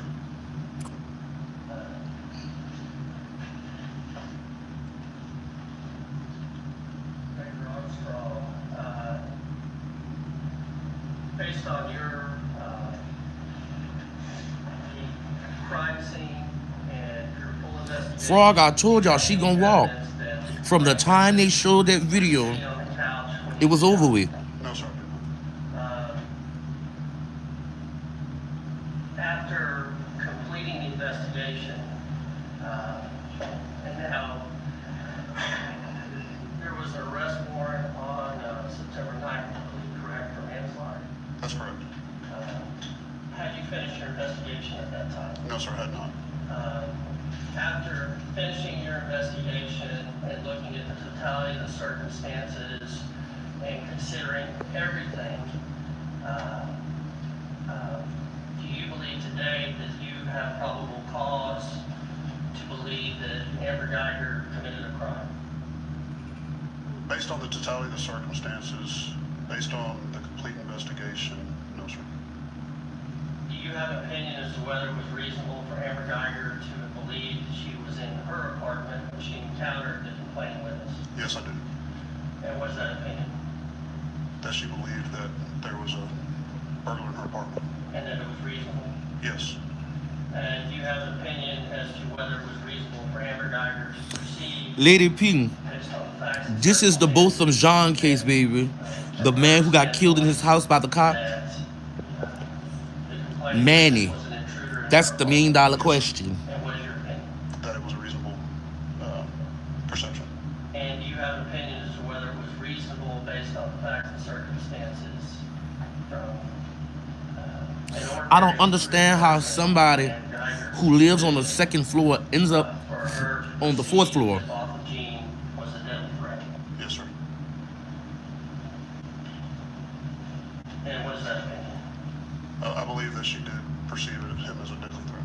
And you believe that was reasonable based on your training and your experience and your consideration of the totality of the circumstances? He wasn't a threat. As an investigator, that's what you have to do. You have to look at the entire full picture of evidence when you're making a decision not only whether to arrest someone, Basically- but to send them to prison, correct? I know that, but what's the back? And Basically, today you're telling us from what I gathered from the years since it's been going on, she filed a noise complaint against him. you don't believe there's even probable cause. She got off from work one night. Any crime. She got off. She, instead of her going to the second floor, she parked on the fourth floor. She went to his apartment and shot him dead.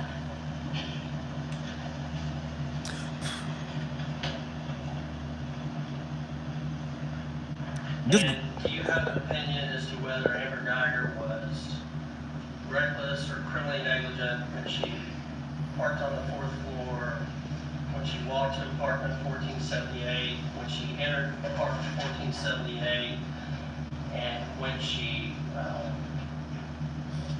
encountered the complaining witness, perceived him as a deadly I hate threat, to say this, but she gonna and walk. shot him? Cops covering cops. No, I don't believe that it was reckless or criminally negligent See? based on the totality of the investigation and the circumstances. He don't even think it was what? Jesus be a bulletproof vest.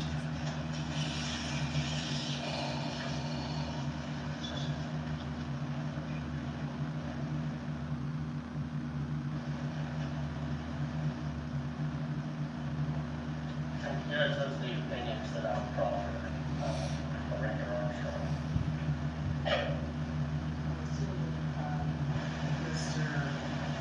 you'd like to put your objections on record.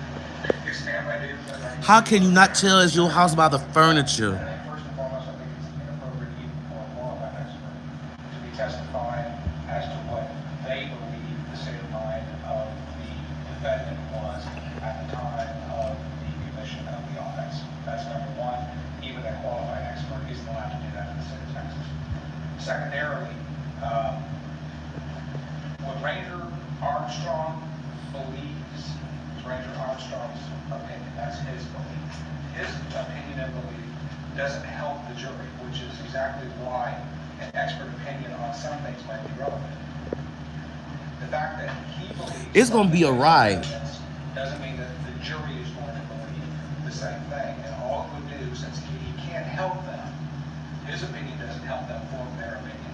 All it would do is serve to confuse them and possibly even override their individual assessment as the exclusive judges of the facts and the evidence because of his station as a Texas Ranger. So I believe that it's inappropriate not only because it violates him trying to tell the jury what she believed, but also, even if it was just what he believed, he's not helpful to the jury. Manny, baby, you missed the part where they show, like, if you just push his door, it comes open. So she treated it like it was a robbery. He's not testifying to her state of mind. He's testifying to his opinion of the reasonableness of her actions. And Mr. Hermes is putting that into play by implying that she acted not in accordance with DPD policy in responding to a burglary call, that she ignored all these cues that she should have seen, and that she... There go Baldy May again. I can't stand him. Telling this jury that the complaint witness was sitting on his couch when he was shot. He's made all these violent issues, and they rely on Ranger Armstrong and other law enforcement officers for these opinions and all their other cases. And I can't believe they're gonna put this on the false pretense of burglary to cover her. Have been allowed to testify, if they're qualified, to their opinion as to reasonableness, pursuant to Rule 704, based on their training and their experience. And so, Judge, and then I'd like to carve out, I threw in the questions about his experience with... I don't care about Trump right now. Carve that out as well, because I think I don't want that lumped in with all the opinion onto the reasonableness. So there's the... Well, so I'd like to offer the opinions and testimony that Ranger Armstrong, that I listed for Ranger Armstrong regarding, based on his training, his experience, individually and interviewing. I hope these jurors do their job. What an officer, what he experienced and what he's seen officers experience when they're confronted with a tense, rapidly evolving encounter with the suspect. And that's where he talked about what you're going through and how you have the narrowing of the vision. And then I have the issue with whether the difference between responding to a burglary call and walking to a burglary. And then, so those are two different issues, and then all the opinions with regard to where the complaint witness was located. Oh my God, man. Shut up already. Ms. Geigers. Was Ranger Armstrong offered by you to the state as an expert in these areas? He's on my list of experts, Judge. The judge asked him. We've never designated Ranger Armstrong. No, they didn't show her apartment. But the judge asked Baldy May right here, is Ranger Armstrong an expert in everything he just asked? We proffered him as an expert. I'm sorry. Well, my ruling remains the same. I will not allow Ranger Armstrong to testify as to the location of Mr. Donald when he was shot. I will not allow him to offer testimony concerning the reasonableness of Ms. diverse actions. Ooh. I will not allow him. The judge says she will not allow Ranger Armstrong to testify about the place where Botham's body was at when he died. The judge also says she will not allow Ranger Armstrong to testify and say that Amber's actions were reasonable. To testify concerning how he knows for certain where Mr. John was when he was shot. Because I think based on all the evidence that we have, I don't know that determination can be made. There are a number of people in that crime scene. I looked back because my recollection was that there were people standing between his legs at one point in time offering aid to him. So I don't know if we can rely on the photographs that show where his flip-flops were to indicate exactly where he was at the time that he was struck by the bullet. Nor do I believe that we can determine Lord, look a battle cat. the trajectory of the bullet in the wall, which bullet was fired first or second. So I'm not going to allow that testimony. Are we ready to proceed? Judge, just with the television, am I allowed He's to go? not on the stand right now as an expert. I guess we can go through qualifying and see on your witnesses as a witness. He's on my witness list, expert witness list. Your Honor, We gotta have a 705 hearing. We can go through all that, should have had that before we got started. Oop, the shade. Just cross, you can do with your case what you will when you get to your part of the case.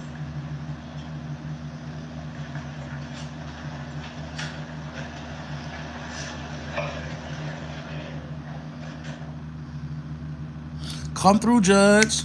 Come through.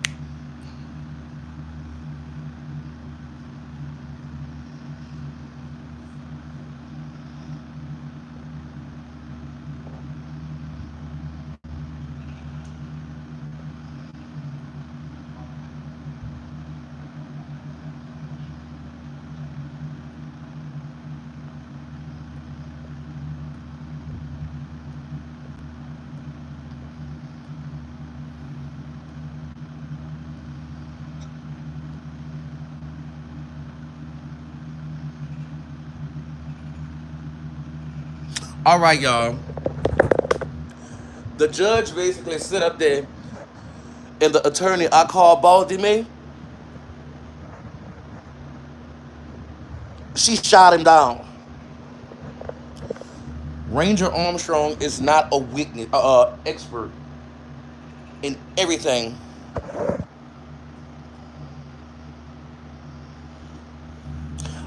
That's what I'm looking for. I don't see the jury. Y'all hold on. Y'all hold on. Amber look kind of spook right now.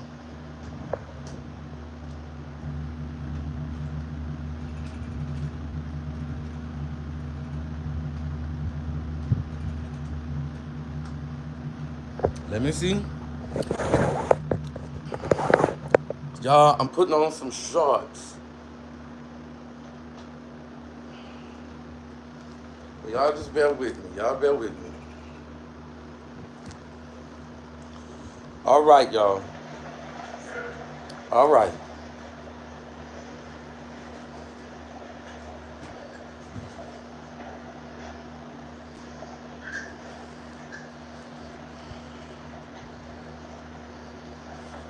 I think the jury gonna see the video, y'all. I think the jury about to see the video whenever they reconvene.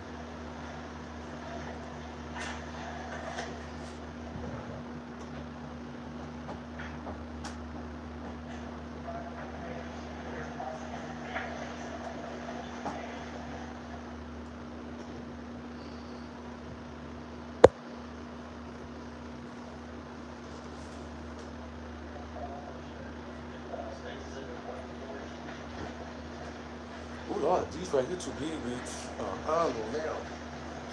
And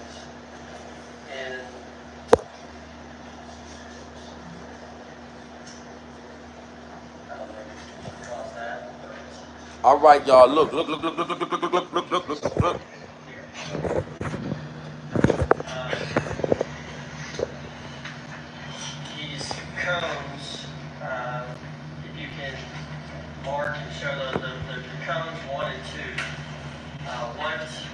those reflect? Each of these reflects the shell casing. And describe to the members of the jury what a shell casing is and how it's relevant to an investigation. The shell casing is what holds the gunpowder, which is the propellant for the projectile, which is the rounded nose that you see coming from a bullet. And a shell casing is ejected from a semi-automatic weapon every time the trigger is pulled, as long as it's functioning reliably. Depending on the make and model of the gun, depending on the ammunition, it will eject in a certain pattern. That's basically it. And those casings, are they very light? Like the bullet gets ejected out of them, and it gets ejected from the gun. Where they're on the ground in States Exhibit 1 and 2, does that necessarily mean that's exactly where they fell? No, not at all. And tell the jurors what are some variables that can affect where you find casings and based on your training and your experience. There are a lot of conditions that will factor into where a shell casing lands. First of all, the surface that it lands on, whether it's hard, soft, wet. Also, what it hits when it lands. It can also hit the actual person that shot the gun, and it can take a different path from its initial path. They can also be stepped on at crime scenes, or if it's on the street, they can be run over or stepped on and caught in the lugs of a boot or the tread of a tire. There's a lot of different variables that exist when a shell case is ejected that will affect its final resting place. And based on the body cam footage, just preservation of life always comes first. There was officers and paramedics walking in and around that area that could have affected the location of the casings. Yes, that's correct.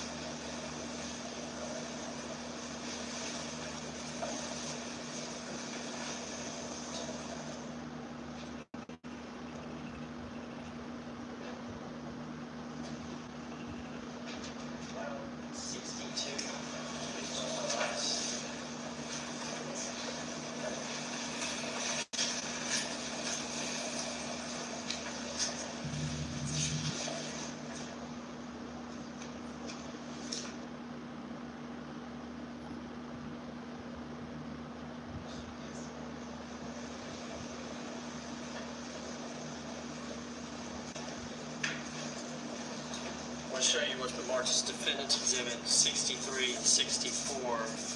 And I know you didn't take these photos, and it was actually the DAs that took these photos, but does that look like the key fob? Judge, also do like the objection. So, 63 and 64. So this is apartment 1478. Does that show how high the key fob is based on the measurements taken? Yes, it does. And what is that?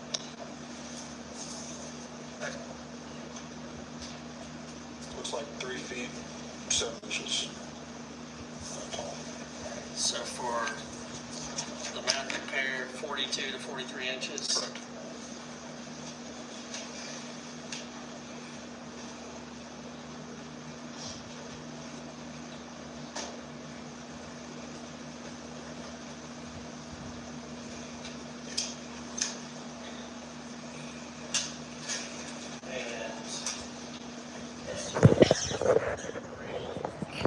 All right, y'all, hold up. Location here is where the key fob is placed, correct? That's correct.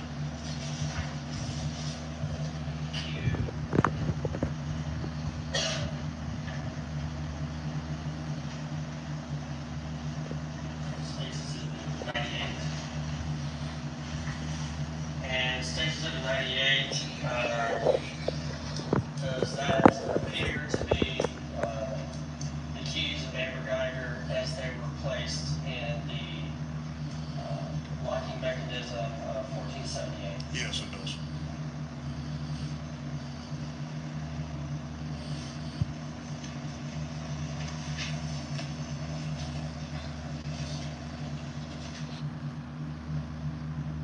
Don't get silent now.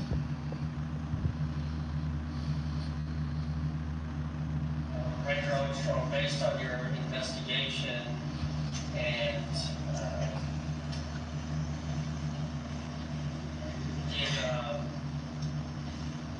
was it consistent that these shots happened in quick succession? Yes, sir.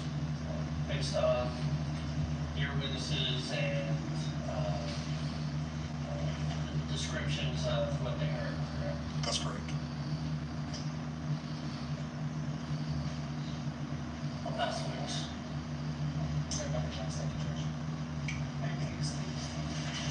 Objection to statement. Possibly recall, subject to recall. Yes, sir. About time he get off the stand. Yeesh. Y'all hold on. I don't stir it B while he working.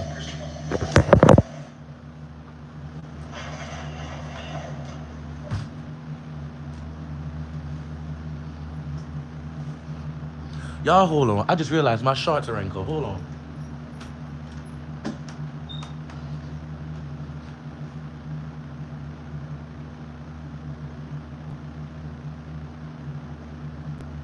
Raise your right hand if you sworn to swear or affirm that the testimony you will give will be the whole truth and nothing but the truth, so help you God. I do.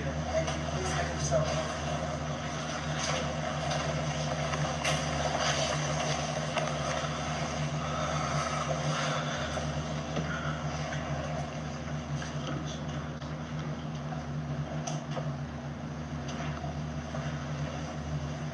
Just may I approach the witness? Yes. Come on in. While I'm getting a couple of photographs, would you please state and spell your name for the court's report? Kristen Noble, Christin, excuse me, Noble, Noebel.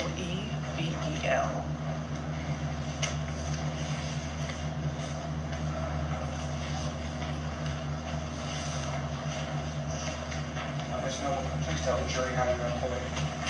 I'm employed with the Dallas County District Attorney's Office, How long have you been with the Dallas County DA's office? 13 years. Okay, and so you and I both work for the same individual attorney. I'm not your supervisor, is that correct? That's correct. All right. Can you give, you also have a level of expertise which I don't have, give the Betty Action. Would you please let the jury know kind of what your training experience is?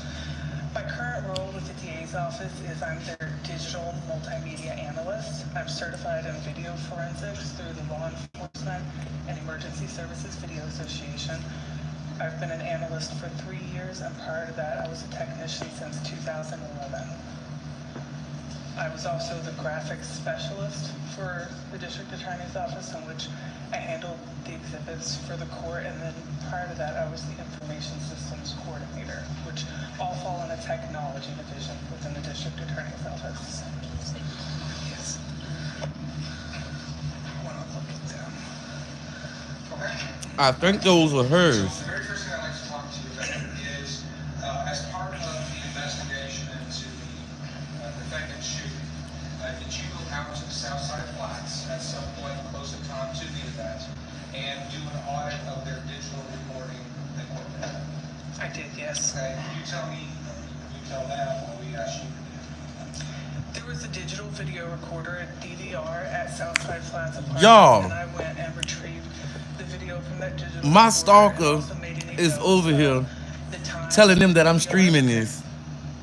Some of y'all may not remember VCRs, but like your microwave or your oven, they're manually set, and sometimes the time can be off, so we like to take into account things like that to make sure we can account for any time discrepancies. We make sure that we have all the cameras, or make any notes if any of the cameras weren't functioning or had, you know, like if there was a fog or a crack in the lens or something. We like to just go in and make an evaluation of the system at the time.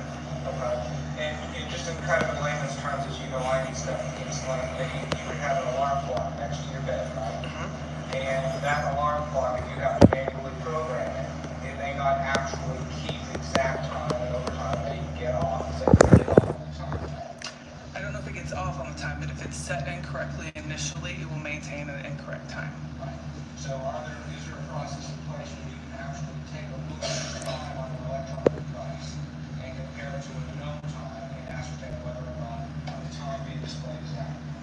That's correct. That's what we did here. I used my cell phone as the known time to document the offset and the time. Y'all of the look. DVR. And why would you have faith in your cell phone? Hold up. It is. When snitching it's not that I have fails. faith in it. It's just it's a known time. So if I need to know how that time was, how it was created, I could go back to Verizon, who was the cellular provider, and find out how they set their servers to set the time. So because it's a known time, I can trace it back to how they set their servers.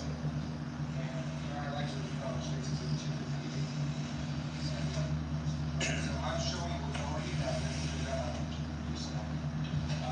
as part of Y'all. the DVR recording system that exists in Southside Flats, they actually have a timestamp that is embedded into the software that imprints upon the digital recording. Is that right? That's correct. Okay. So 21:50 and 12 seconds would indicate 9:50 p.m. and 12 seconds. That's correct. Okay, so Y'all. I wanted you to find out whether or not those times, as they're imprinted on the surveillance videos, were accurate with the known time. Correct. What was your determination? Initially, just based off of the cell phone did not go into how many seconds into a minute was. 113. Thank you, Gears the Plug. I'm watching it. Initially, the note was a 4-minute discrepancy. What were you actually there that day? Somebody by the name of Honey, huh? 7-Eleven that was next door, which it was accurate up into 1 second, and so I could see just the edge of the apartments at one point. So a known event, I could see a car pulling, and then this entryway, I could see that car turn. So because I could see the edge of it, I don't know Gears, exactly that child do not like me. seconds where that was off, but we were able to narrow it down to approximately 3 minutes and 20 seconds. So based on Y'all see that?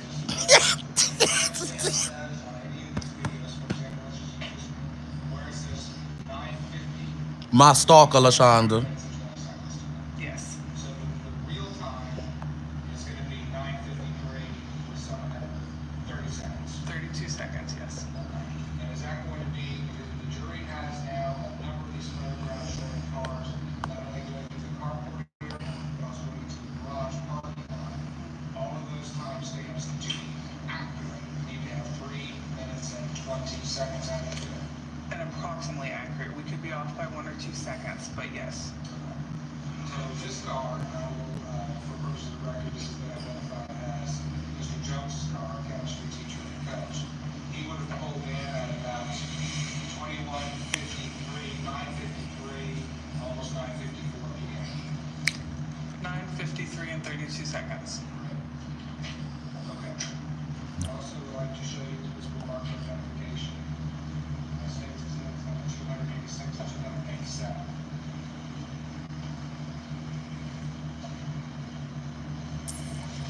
Are these going to be records that you requested that were achieved, that were obtained by way of the subpoena to the Dallas Police Department? Baby, this girl follow me around. Automatic vehicle locator that's attached to Dallas police cars. States Exhibit 286.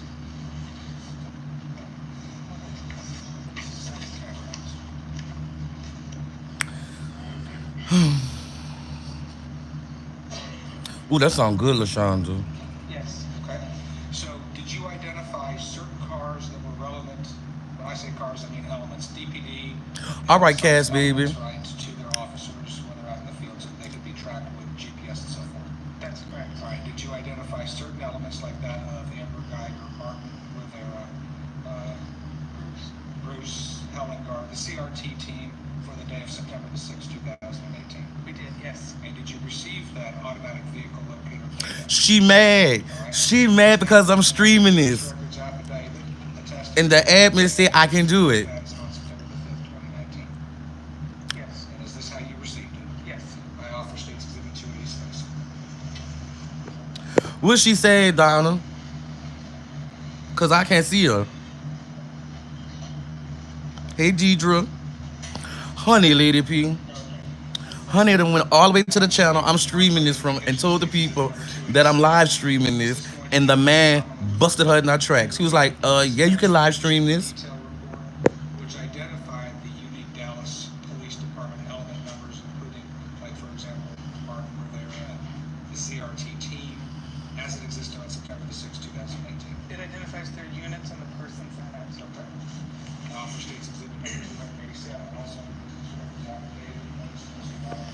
Thank you, Gears the Plug.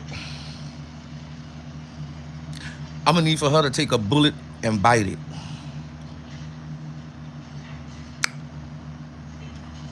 I could say something mean, but I ain't. That girl obsessed with me, y'all. Let's get back into this court case. Deep off in it again.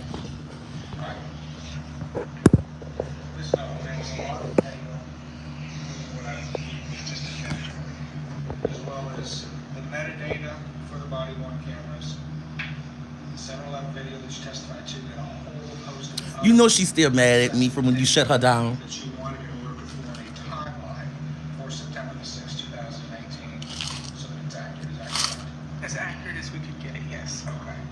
And can you give, well, She need a man. did you compile all of that data and then cross-reference it with each other to come up with what you believe to be a reliable timeline of Mr. John and defendant Geiger on September the 6th, 2018? Yes. I'm going to show you what's up for identification. That states Exhibit 284, page 1, 2, and 3. Are those going to, is that going to be a fair and accurate depiction of the timeline that you've created from the data that you received?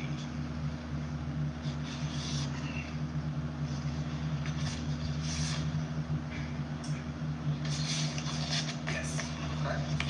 I'm going to offer states exhibit number 284 for purposes. Baby, that girl is obsessed with me.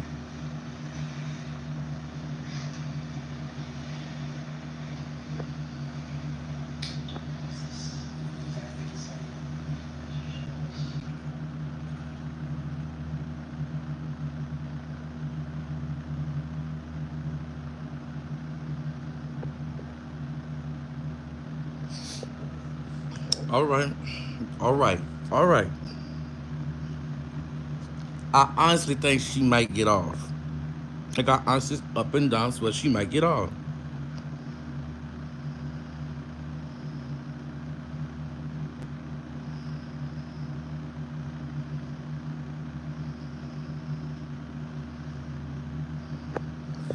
Baby, she over there talking about she got a personal beef with me.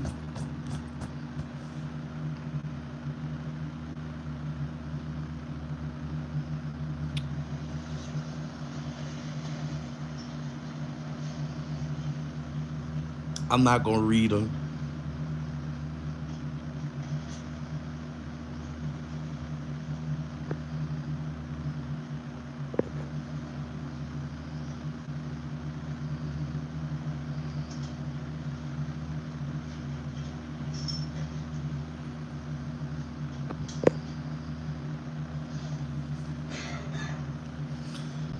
Baby, that girl need help.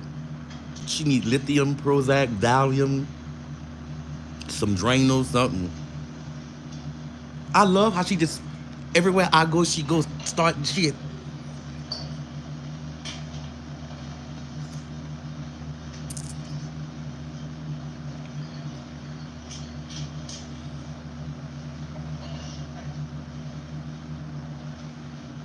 He was on the couch when he got shot. Okay, all these people jumping and asking questions don't know what's going on.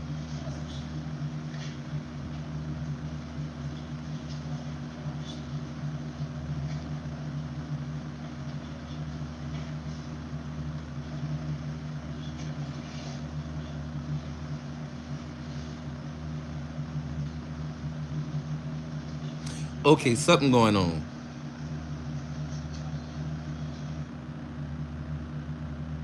Something going on. They done cut the sound.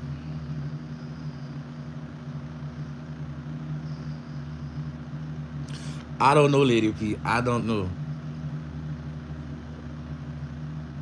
All right, Gears.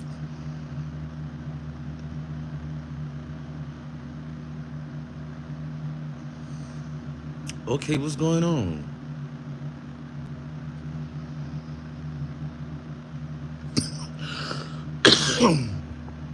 Oh shit.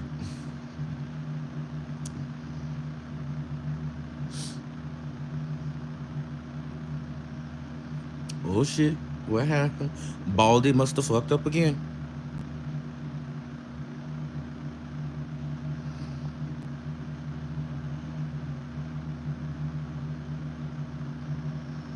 The earlier objections, as stated on the record, in the hearing and the motion of the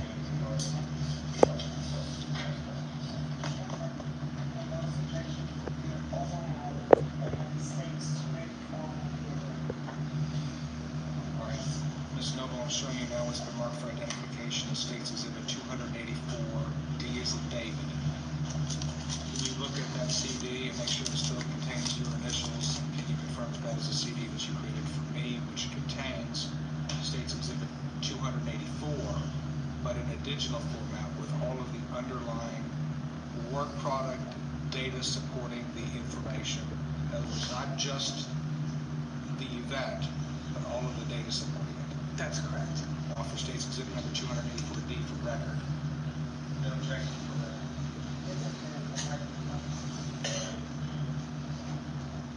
All right, lastly, with respect to 284, the three pieces of paper that I just showed you, this, you can swear it. 284A, 284B,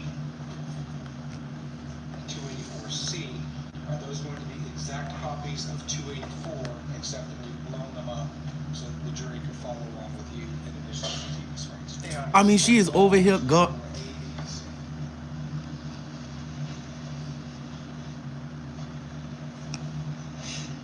Mr. Rogers, I presume we have the same Same objection.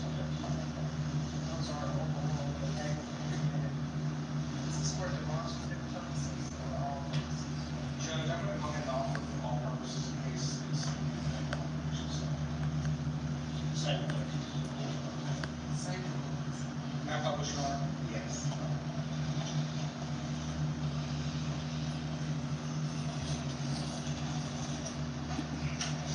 All right, show the exhibit.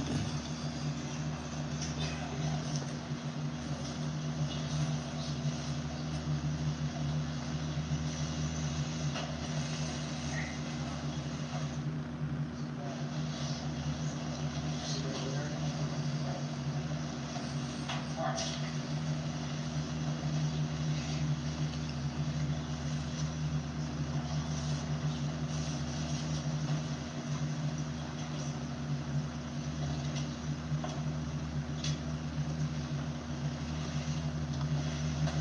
All right, Ms. Noble, you got the clicker? I do. June.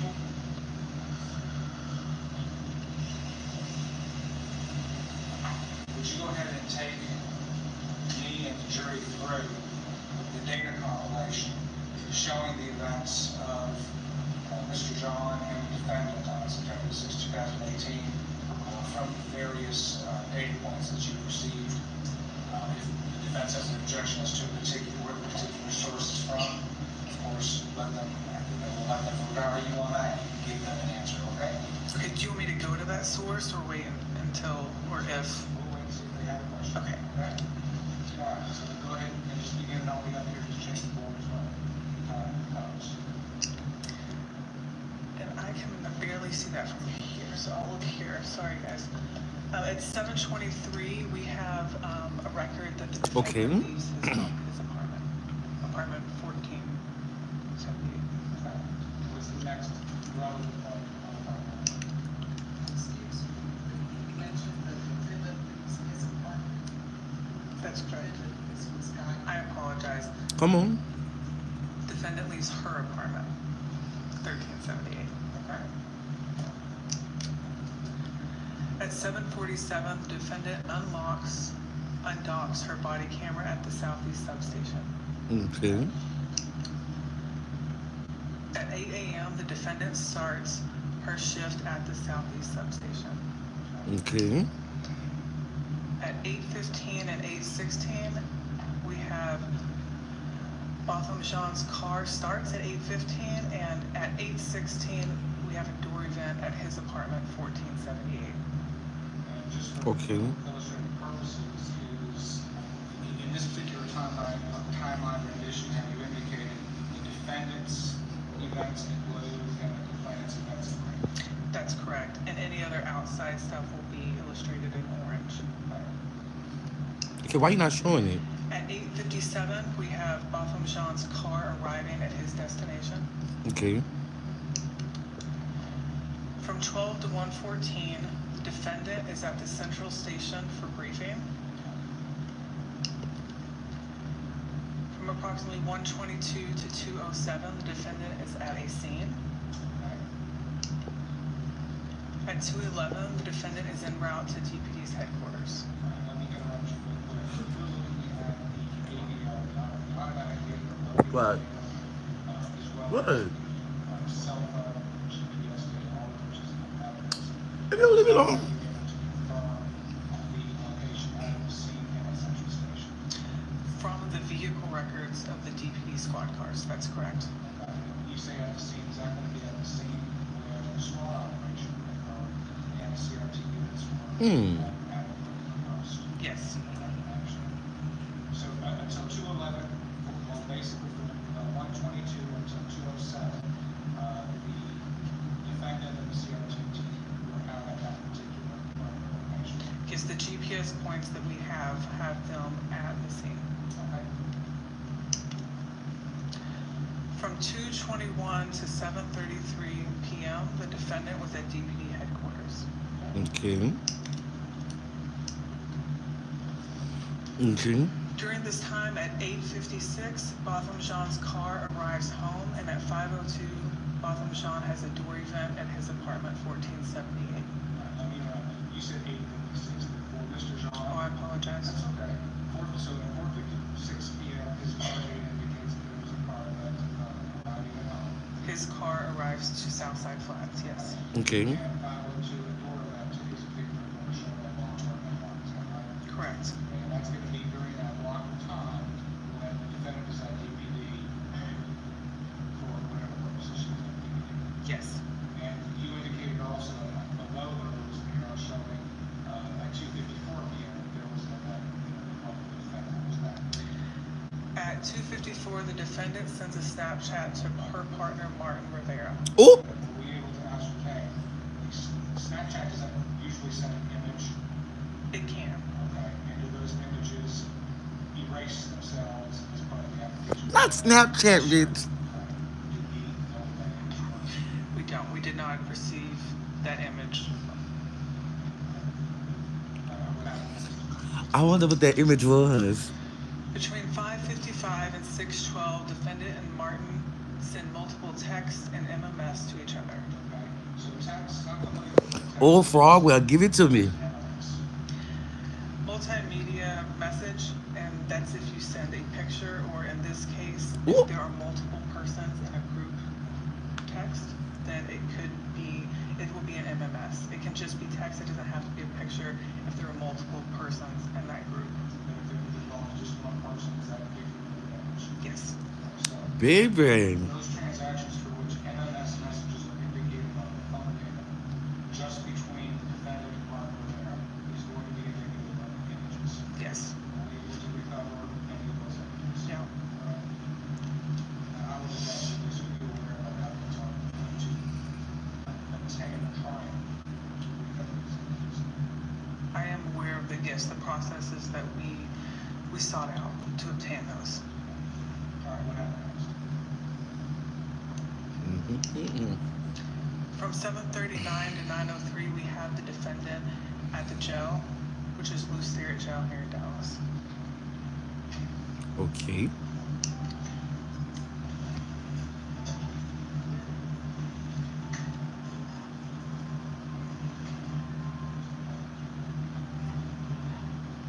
Somebody's phone ringing in the court.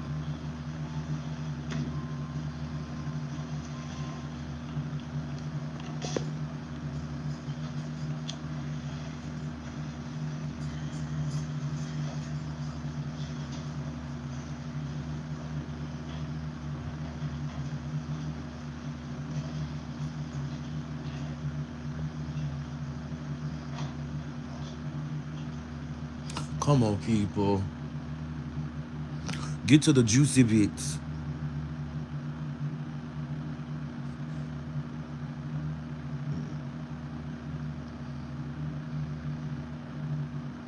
Get to the juicy bits. All right. So I guess, you okay? Okay. So basically, just as far as we are right now, it looks like we're through at 9 o'clock in the evening on September the 6th. Does the data indicate that the defendant is either at DPD headquarters or the Dallas County Jail? I'm so. Officer Yup. 2:21 p.m. until. You did say that, Frog. That's correct.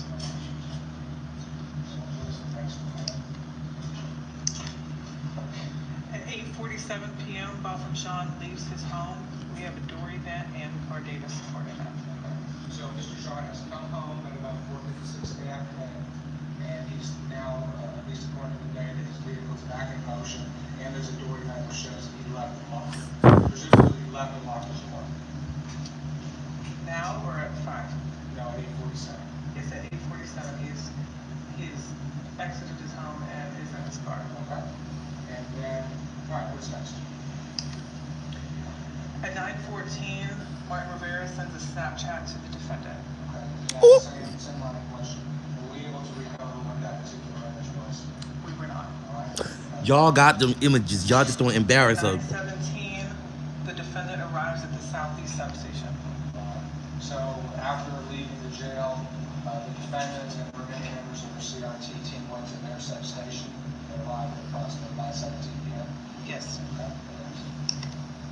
At 9:26, the defendant docks her body cam at the Southeast station. Okay. And what happens after that?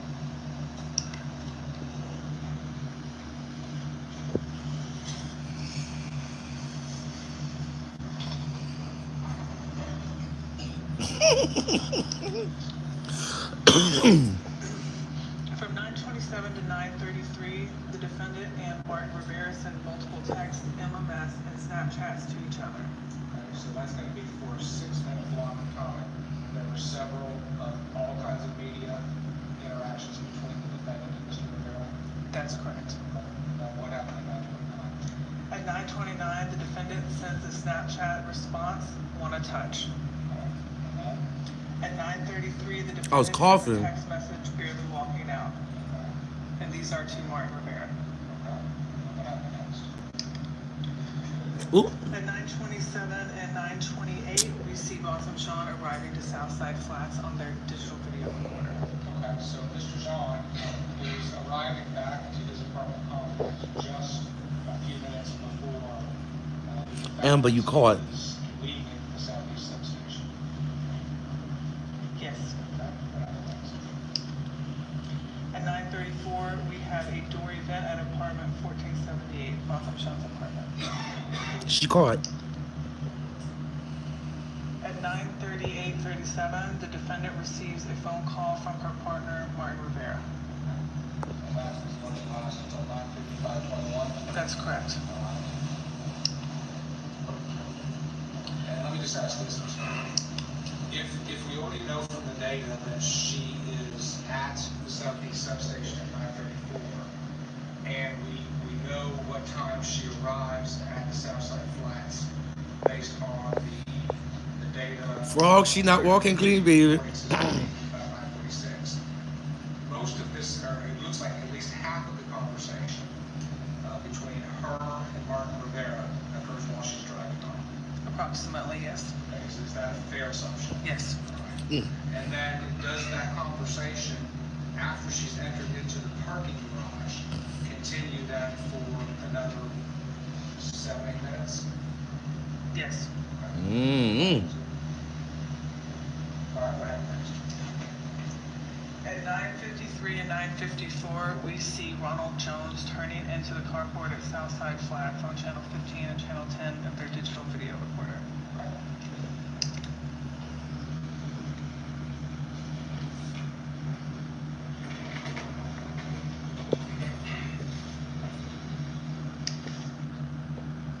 At 9:59, a 911 call is placed by the defendant. Okay, so sometime between 9:55 and 21, 9:59, I believe it's 06, is that the exact time when the call? 9:59:10, I believe, is what the 911 call records show. Okay. So it's gonna be in that 3 minutes and 40-some seconds. There's a 3 minute and 40-some second gap between the end of the call with Martin Rivera Mm-hmm. and the incoming call at Dallas Police Department to the 911 system. Yes.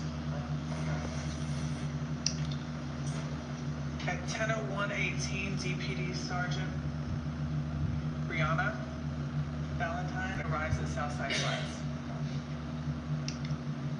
At 10:02:06, DPD Officer Michael Lee is one of the first responding officers, and they arrive at Southside Flats. Okay.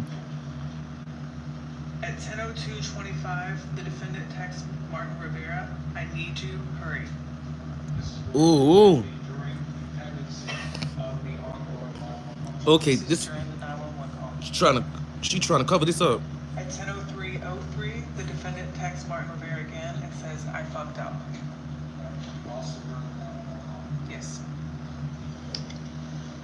At 10:04:39, we can see DPD Lee's body camera showing Officer Blair reaching the defendant outside of 1478. At 10:04:47, the defendant, Blair, and Lee enter apartment 1478. At 10:05:08, Geiger leaves the apartment, which is 1478. At 10:05:26, Lee and Blair start CPR on Botham Jean.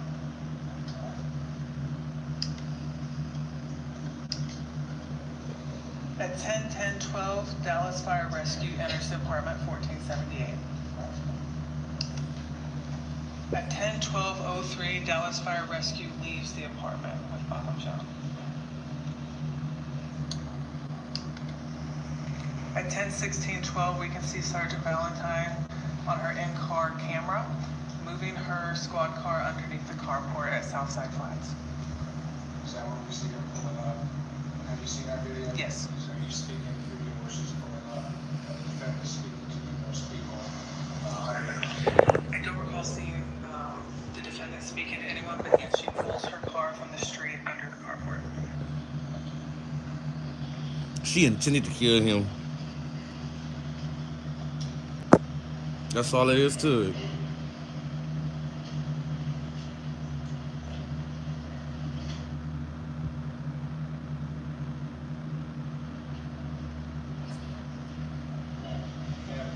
Y'all, I gotta go to the store with B. I'll be back in a few minutes.